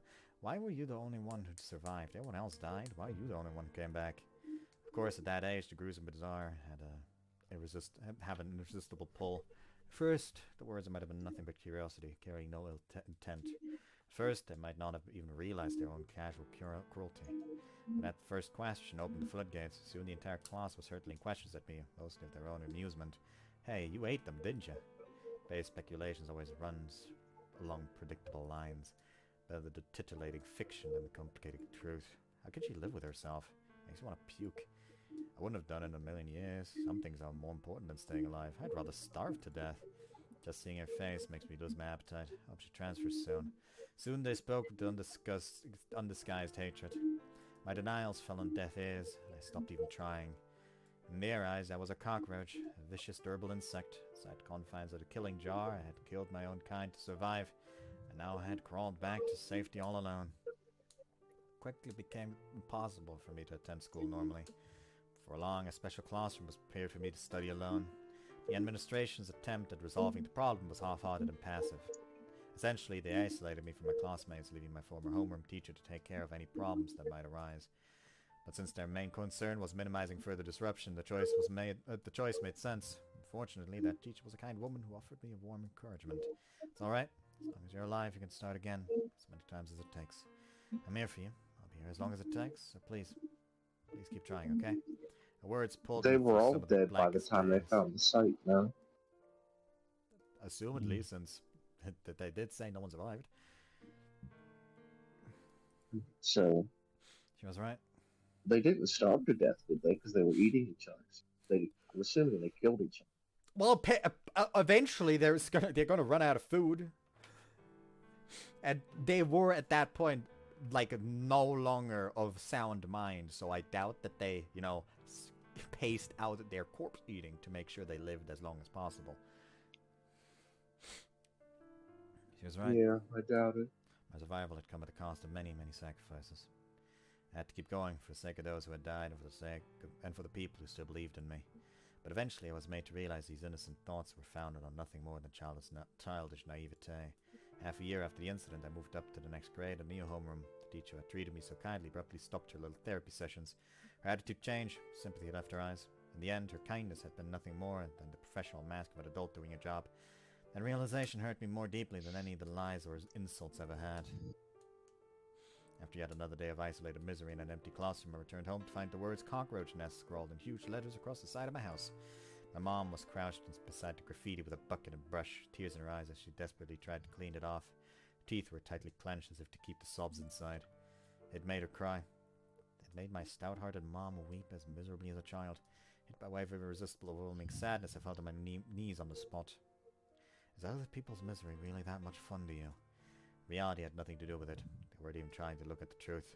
All they wanted was an interesting story, and my suffering seemed to be highly entertaining to them. Couldn't endure the slander and abuse. But at this rate, I would end up becoming a blight on my own family. Simply couldn't take any more. What did I survive for anyway? This? If I just died without everyone else in that valley, none of this would have happened. I want to return back to time. I want to go back to that ravine to do it all from the very start. I could see nothing in my future, so I fantasized about the past. So I resigned myself to the present. I accepted the ridicule and ostracism of those around me. I'd stepped over the bodies of my friends to save myself. Surely I needed some punishment for that. Of course, no one was going to object to my suffering. It was the least I deserved. I could prostrate myself weeping in front of my friends' graves all I wanted, but no one was going to forgive me that easily. Until I had suffered more than those who had died, no one would approve of my continued existence. This was my punishment for surviving. I accepted it. I knew that I couldn't expect clemency. Even so, I desperately needed someone to give me the hope that it might end. That someday I might be forgiven. Self-loathing was my only means of atonement, and it was a feeble counterweight against the sin I was committing with every breath I drew. I was gradually driven into a corner. How wonderful would it have been to run from it all, to shed the weight of what I'd done. But the punishment for surviving was impossible to escape. I had no choice but to bear it. Tried to be strong, tried to act cheerfully in the face of it all. But it was so very hard. That a smile on my face would inspire condemnation. How could you laugh after what happened? If I ran away from their words, they condemned that as well. My crimes would never be forgiven. Every once in a while I dreamed at night. Always the same nightmare. Always in the same place, the depths of that hellish jungle. In the gloomy forest, the girls from basketball teams sat in the roots of trees, still and quiet. One by one, they slowly died. The corpses lay against the trunks of the trees, swelling up with gas like gruesome balloons. Their faces had been blunted from the start by their severe malnutrition. Soon it was impossible to tell where their eyes had been. Eventually, their mouths creaked open, the gas inside their bodies began to leak out into the humid air with a sound like a ghastly moan. Before long, those faint sounds would become voices. Amane. Amane, help me, Amane. I don't want to die, Amane. It hurts so much, Amane. Why only you? Why, Amane? Why won't you help me? Hey, Amane. I'd lost count of how many times I'd woken up screaming in the middle of the night. Going to sleep had become terrifying. But even awake, I could hear the voices whispering in my ears. voices of my friends calling my name. When I turned back, there was no one. And so I heard the whispers constantly. Asleep or awake, someone was always cursing me. My guilt was ever present, crushing. I had no refuge. In time, I lost the ability to distinguish between reality and my dreams. Even awake, I screamed at phantoms. Ain and Do. That's some of the corpses they found. No. Kill yourself. Sometimes I thought about just dying, but I couldn't commit suicide. If I took my own life, I'd be branded for all eternity as a coward who fled from the punishment or actions I'd earned. Maybe someone would be so kind as to kill me instead. A random violent death at another's hand might well be my only possible salvation. If someone killed me, I could escape without having fled from my responsibility. Someone would only punish me. Yes, that was it. Every time someone harassed or tormented me, it felt as though the weight of the sin on my shoulders grew a little lighter. If I could live my life entirely for someone else's sake, maybe someday I'd be forgiven. But for that role, I needed someone who would punish me for the sin of surviving. So that when moments of happiness found me, when I laughed, I could simply offer a silent apology to the dead. I needed someone who would give me an excuse for when the voices whispered in my ear. Needed an answer to their resentful curse. See, I'm getting exactly what I deserve. I absolutely needed that. In the end, I wasted years and years of my life waiting for someone who could bring me that hollow, self-serving comfort. そんな時、私に罰を与えるのにふさわしい男が現れた。私を助けるために自分を犠牲にした風見和樹。その風見和樹の弟、遺族、それがユージだったんだよ。ずっと黙っててごめんね、ユージ。私はね、あんたのお姉ちゃんを犠牲にして生き残った惨めな卑怯者なんだよ。Still staring into my eyes, Amane sniffles miserably. I say, my body feels as stiff as wood and wooden as the words coming out of my mouth. It takes all my effort just to nod. I understand some sins can never be forgiven. But how many times we apologize, the dead can never come back. ずっと言おうと思ってたんだよ。謝ろうと思ってた。でも言えなかった。私ね、事故の後、一度だけ和樹の家に行ったことがあるの。家族の人には本当のことを全部話そうって思ってた。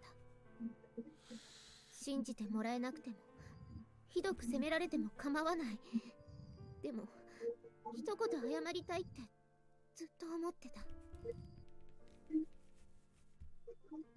でも和樹の家には誰もいなかった。近所の人に話を聞いたら、1年も前にご両親が離婚されて、それからずっと空き家だって。離婚の原因は和樹が事故で死んだからだって聞かされた。私がユージの家族をめちゃくちゃにしちゃったんだって、そう思ったら怖くて言い出せなかったんだよ。Sure enough, Kazuki's death was the catalyst of my parents' divorce. But what came after, the real disintegration of our family? That was inevitable. My father's death and my mother's suicide were inescapable fated events. Amane had nothing to do with any of that. Now the way making her into a scapegoat won't change the past. だから私がユージと初めて会った時、私は思ったの。私がユージからお姉ちゃんを奪ってしまったのなら、だったらせめて和樹の代わりになろうって、そう思ったの。私なんかじゃ和樹の代わりにはならない。そんなのは私に都合がいいだけの逃げだってそう分かっていても、他にできることなんてなかった。だから何を言われても逆らわない、優しいお姉ちゃんになろうってそう決めた。キスされるぐらいどうってことない。それ以上望まれても断るつもりはなかった。何をされても絶対に文句は言わない。ユージが望むなら何でもしてあげようって思った。抱かれるぐらいどうってことない。どうせ一度は諦めた命だし、和樹の代わりに生き残った命だもん。私はユージの本当のお姉ちゃんじゃない分、本当のお姉ちゃんにはできないこともしてあげようって決めたの。 Hold on, Amane. I want to make sure I'm clear on something. In other words, you approached me out of a sense of responsibility, not any romantic feelings. I'm not gonna get angry about it at this point. Give me the honest truth.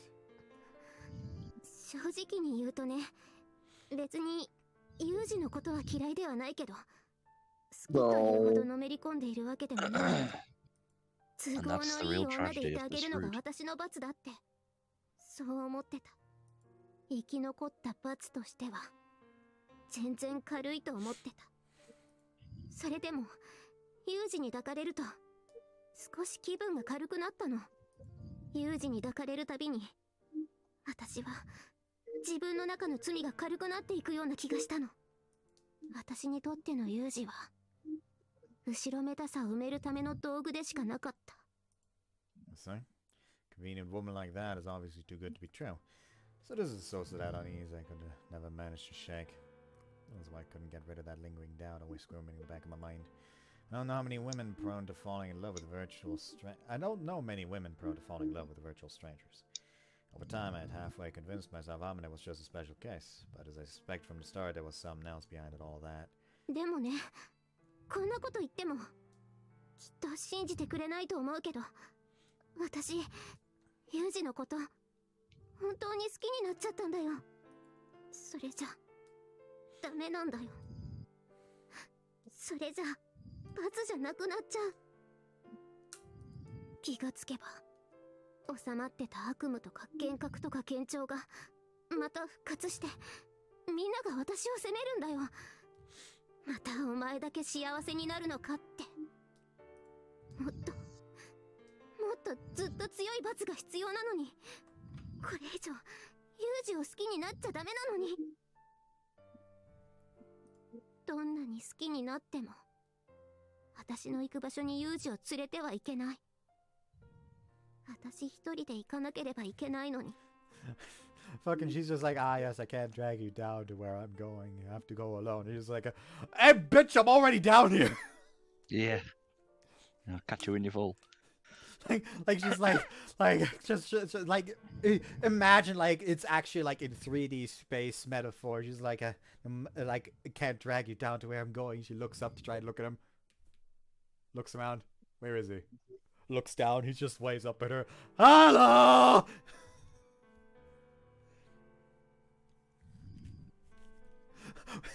just with a gun, like, you want to see me blow this guy's head off? Want to see me do it again? Doesn't give you that psychotic. That just reminds me of the fucking video of that one video.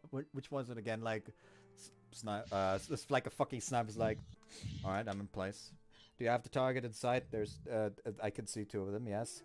The man on the right, is my son. Make sure that he is unharmed under all the circumstances. That the sniper just lowers his gun like, fuck.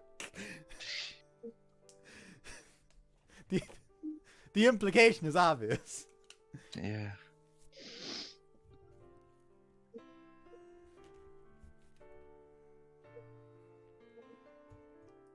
もうこれで最後にしよう。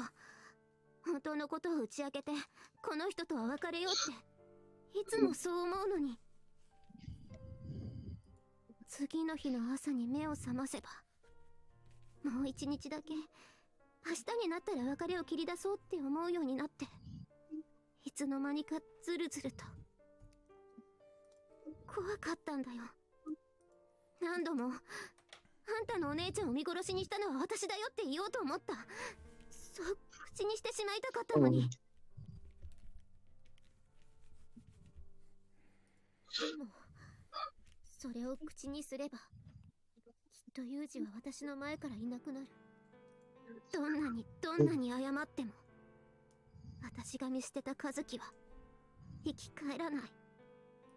だからごめんね。So in other words, she went in reluctantly, but now she's pretty much enjoying herself. First place, why Amane's romantic feelings the first thing on my mind here. My sister, my family, all that, just a messy, ugly pain in the ass. In the end, I think I'm much more concerned about what comes next. At times like these, the fundamental strategy is to hear out the woman's story and throw in a few vague responses here and there, but I think I might need to say something pretty soon. ねえ、ユージ。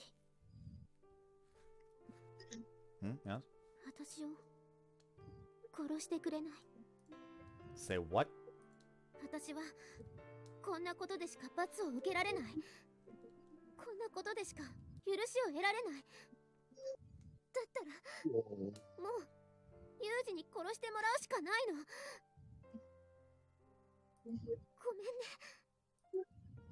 What the hell are you talking about? Have you gone soft in the head? Expect me to kill someone who squeals like a piglet over a single chop to the head? Don't make me laugh. ごめんね。 And that's another thing. Stop it with the damn I'm sorry, will you? I can't stand that phrase! Those were the final words my mother left for me before her suicide. Utterly empty, barren words. Words of surrender. Every time I hear that phrase, I remember myself the way I was. Remember my failure, my inability to act, and my chest throbs painfully. First off, don't try to be Kazuki, alright? I only had one sister and she's gone now. Oh, what, do you enjoy ripping open my old scars or something? This I'm sorry chorus or yours is putting me in a lousy mood. I'm telling you to stop that idiot! I mean, weren't you Kazuki's classmate? Didn't she ever tell you to not say sorry so damn much?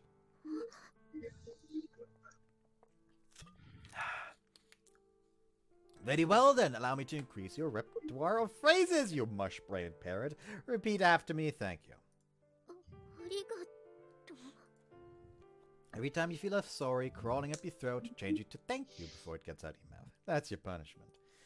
Don't even think about dropping your apologies on me, arbitrarily deciding you've been forgiven and flying off to the night. Got that? 私バカだからよくわかんない。どういうこと？ You really are a dim-witted woman, you know that? God damn it. How am I supposed to explain this? Christ, I'm just as dim-witted. Let me think for a while. You're a distraction woman. Go sit on your heels and reflect on your idiocy. I'm going to get my thoughts together. 正座で？ Sit! ワン。 Be honest, so much just got dumped on me that once that my head can't keep up. I'm supposed to think about all this. First, there's Amane's past. Not put too fine a point on it, but I don't give a shit. From what I read in the diary, she did nothing wrong. Kazuki's decision was understandable. I probably would have done the same thing in her place. If anything, Kazuki's at fault for enjoying that nice heroic death, leaving all the messy, angsty business of surviving to her friend. For one thing, I'm still not fully convinced Kazuki would die as easily as that. But either way, that's not the problem. The past is the past, nothing can be done about any of that now. You can spit out as many what-ifs and if-onlys as you want, but unless you're using them as a reference for next time, it's a meaningless exercise. The only thing that matters now is what to do next. Amane! Amane! はい、なんでしょう。 All said and done? You love me. Yes, confirm or deny. そう、ごめん。いや、ありがとう。 Oh. Very well, sit! ワン。 Amane says she loves me. So how about my own feelings on the matter? I've thought of them over many, many times. I'm pretty damn sure by now. I love Amane. I'm a bit shameless to say it, but I'm a bit ashamed to say it, but on a purely practical basis, I doubt there's another woman in the world as convenient as her. Then again, is that really all there is to it? As I fold my arms in thought, I find my eyes have come to rest on a beautifully folded work uniform. My job is pretty rough with the clothes. I snag on thorny bushes, slip against walls, and drag along the ground. More often than not, I come back with a number of holes in my uniform. It was only a few days ago that I realized those holes were being repaired. On another job, it happened to glance at the elbow of my uniform where a torn seam had been neatly stitched back together. A colleague, nosing as I stared at the careful needlework, asked, "Your wife sew that up for you?" And the words, "Guess so," slipped out of my mouth. Started by my own reply, I thought long and hard about what Amane was to me. By wearing the clothes she'd mended for me and stuffing my mouth with the lunch she'd packed for me, I pondered the matter. What about Amane had I fallen in love with anyway? Her looks? True, she was definitely an attractive woman from any angle. The long hair and nice scent didn't hurt either. She accepted anything I did without a word of complaint, and she was up for anything anytime. At the end of the day, I don't think that had much to do with it. Can't express it too well, but what really stood out was the way she mended my clothes without a word. The way she always made a lunch for me. Right, she always did so much for me. Amane worked as hard as she could to make one dull man's life a little less miserable. And it made me happy. Even if Amane had been unbelievably ugly, I would have fallen for her. By the same token, whatever happened in the past, I'm not gonna stop loving her. That feeling isn't going anywhere, no matter what. Nothing, just shut your trap, I'm still thinking. Still sitting ramrod straight on her heels, Amane's face droops like a pouty puppy given the command to wait. I mean, quite frankly, them being so rough to her might be a good thing to her personally. Oh, I don't like it. Studying her comically forlorn expression, I move on to consider the final problem. I could simply tell her you're forgiven on the spot, but there's no way that would resolve the issue. If anything, my forgiveness might well inspire her to go looking for a new punishment, driving her to eradicate even dangerous behavior. In that case. Alright, Amane, the matter's been decided. On your feet.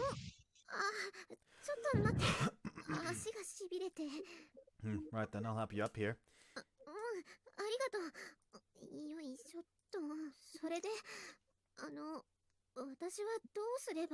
I've thought this over pretty carefully, but let me make one thing clear first.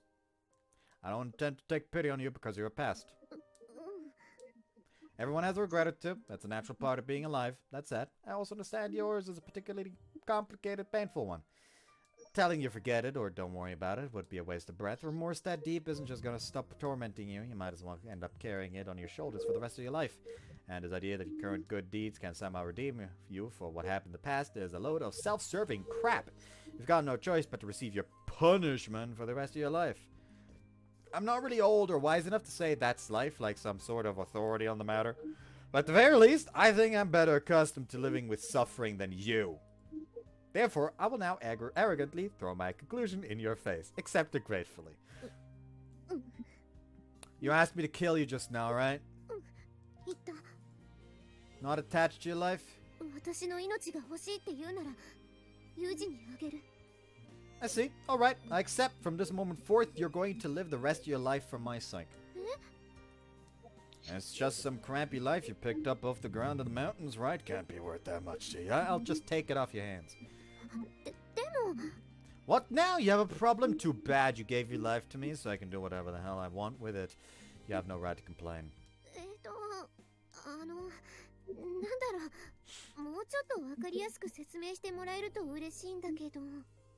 Nothing to explain, nothing really going to change. Just keep doing what you're doing. Live for my sake, devote yourself to me. I'm the king, you're my pet dog. Got it? Do you have a water marshmallow fluff for your brain? Fine, I'll put it in I'll put it even more simply and rudely.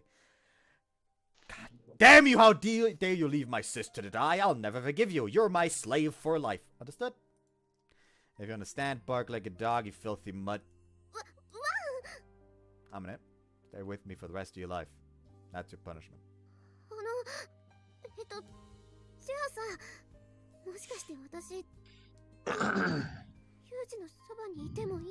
I just answered this question. Not only can you, you're going to. I'll smack you silly if you try to disappear on me. Keep that in mind. What now?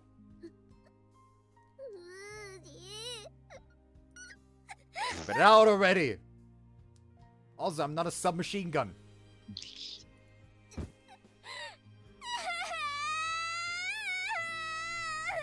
He's also not a sniper rifle. Nobody may use one. Nobody can fucking afford one! Fucking... You talk as if anyone has the kind of fucking money to, you know, afford a WA 2000. That's maybe not in this economy? Nah. The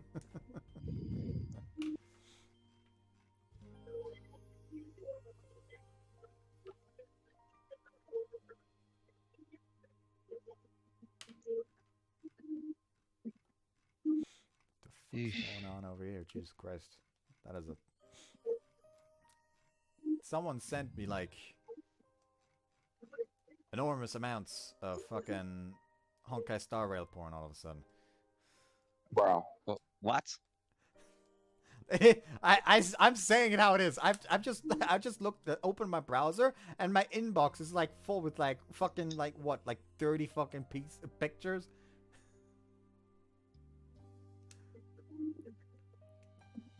Actually, that might be lowballing it. I'm not gonna actually count. Actually, I'm gonna count. 1, 2, 3, 4, 5, 6, 7, 8, 9, 10, 11, 12, 13, 14, 15, 16, 17, 18, 19, 20, 21, 22, 23, 24, 25, 26, 27, 28, 29, 30, 31, 32. It's 32.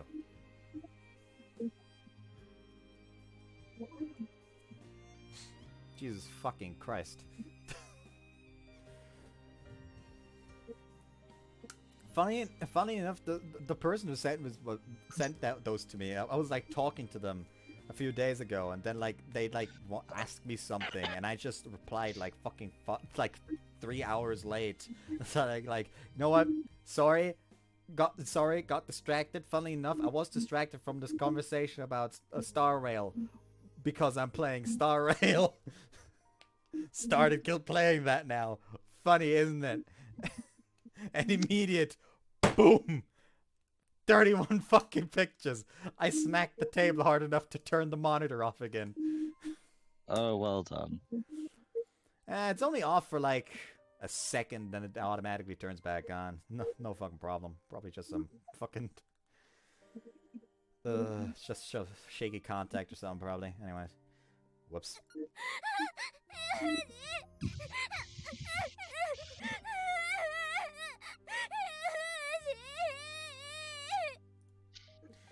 You know something?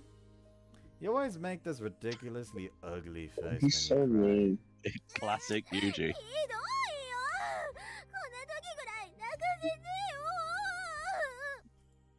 There, okay, this is getting annoying already. I'll be 5 minutes maximum.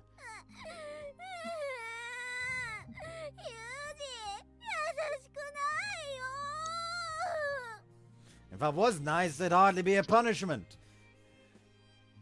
As Amane breaks down into tears, I wrap my arms around her and hug her tightly to my chest.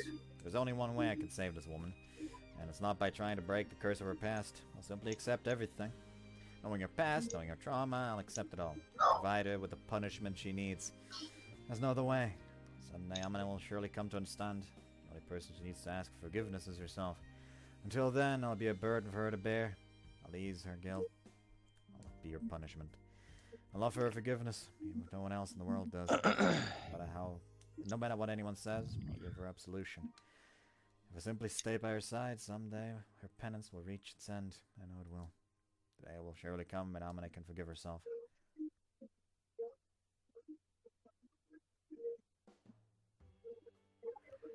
Even after those revelations, there haven't been any major changes in my life with Amane. Actually, should we stop here? Yeah, I've been going for 3 hours. Yeah, I think that was rather heavy going, that. But let's be grateful that we're out. Yeah, also I can put myself on the other side again, because we're back to regular text box. Horizontal, not vertical. Thank you. Yeah. So yeah, next time we don't have to dread the forest. Yay! I nearly cried there. It should really be it should be very obvious why I refused to play this game on my own, and why I fucking dreaded this. Yeah. You would have made fun of me if I started crying.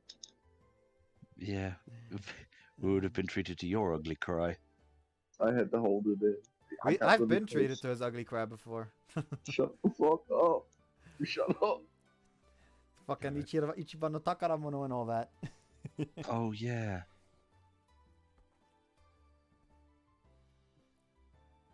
I'm gonna make you watch Angel Beats at some point. Oh. Yes. Fucking, you come to Germany, I'll go out of my way to get you that fucking drunk and then make you watch Angel Beats with me while that fucking drunk, and it'll be fucking entertainment.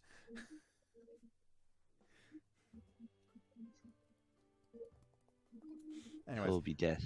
hope you guys enjoyed this one. See you next time. Bye-bye. No suffering next time. Yay. Well, not as much anyway. Nothing compares to the forest.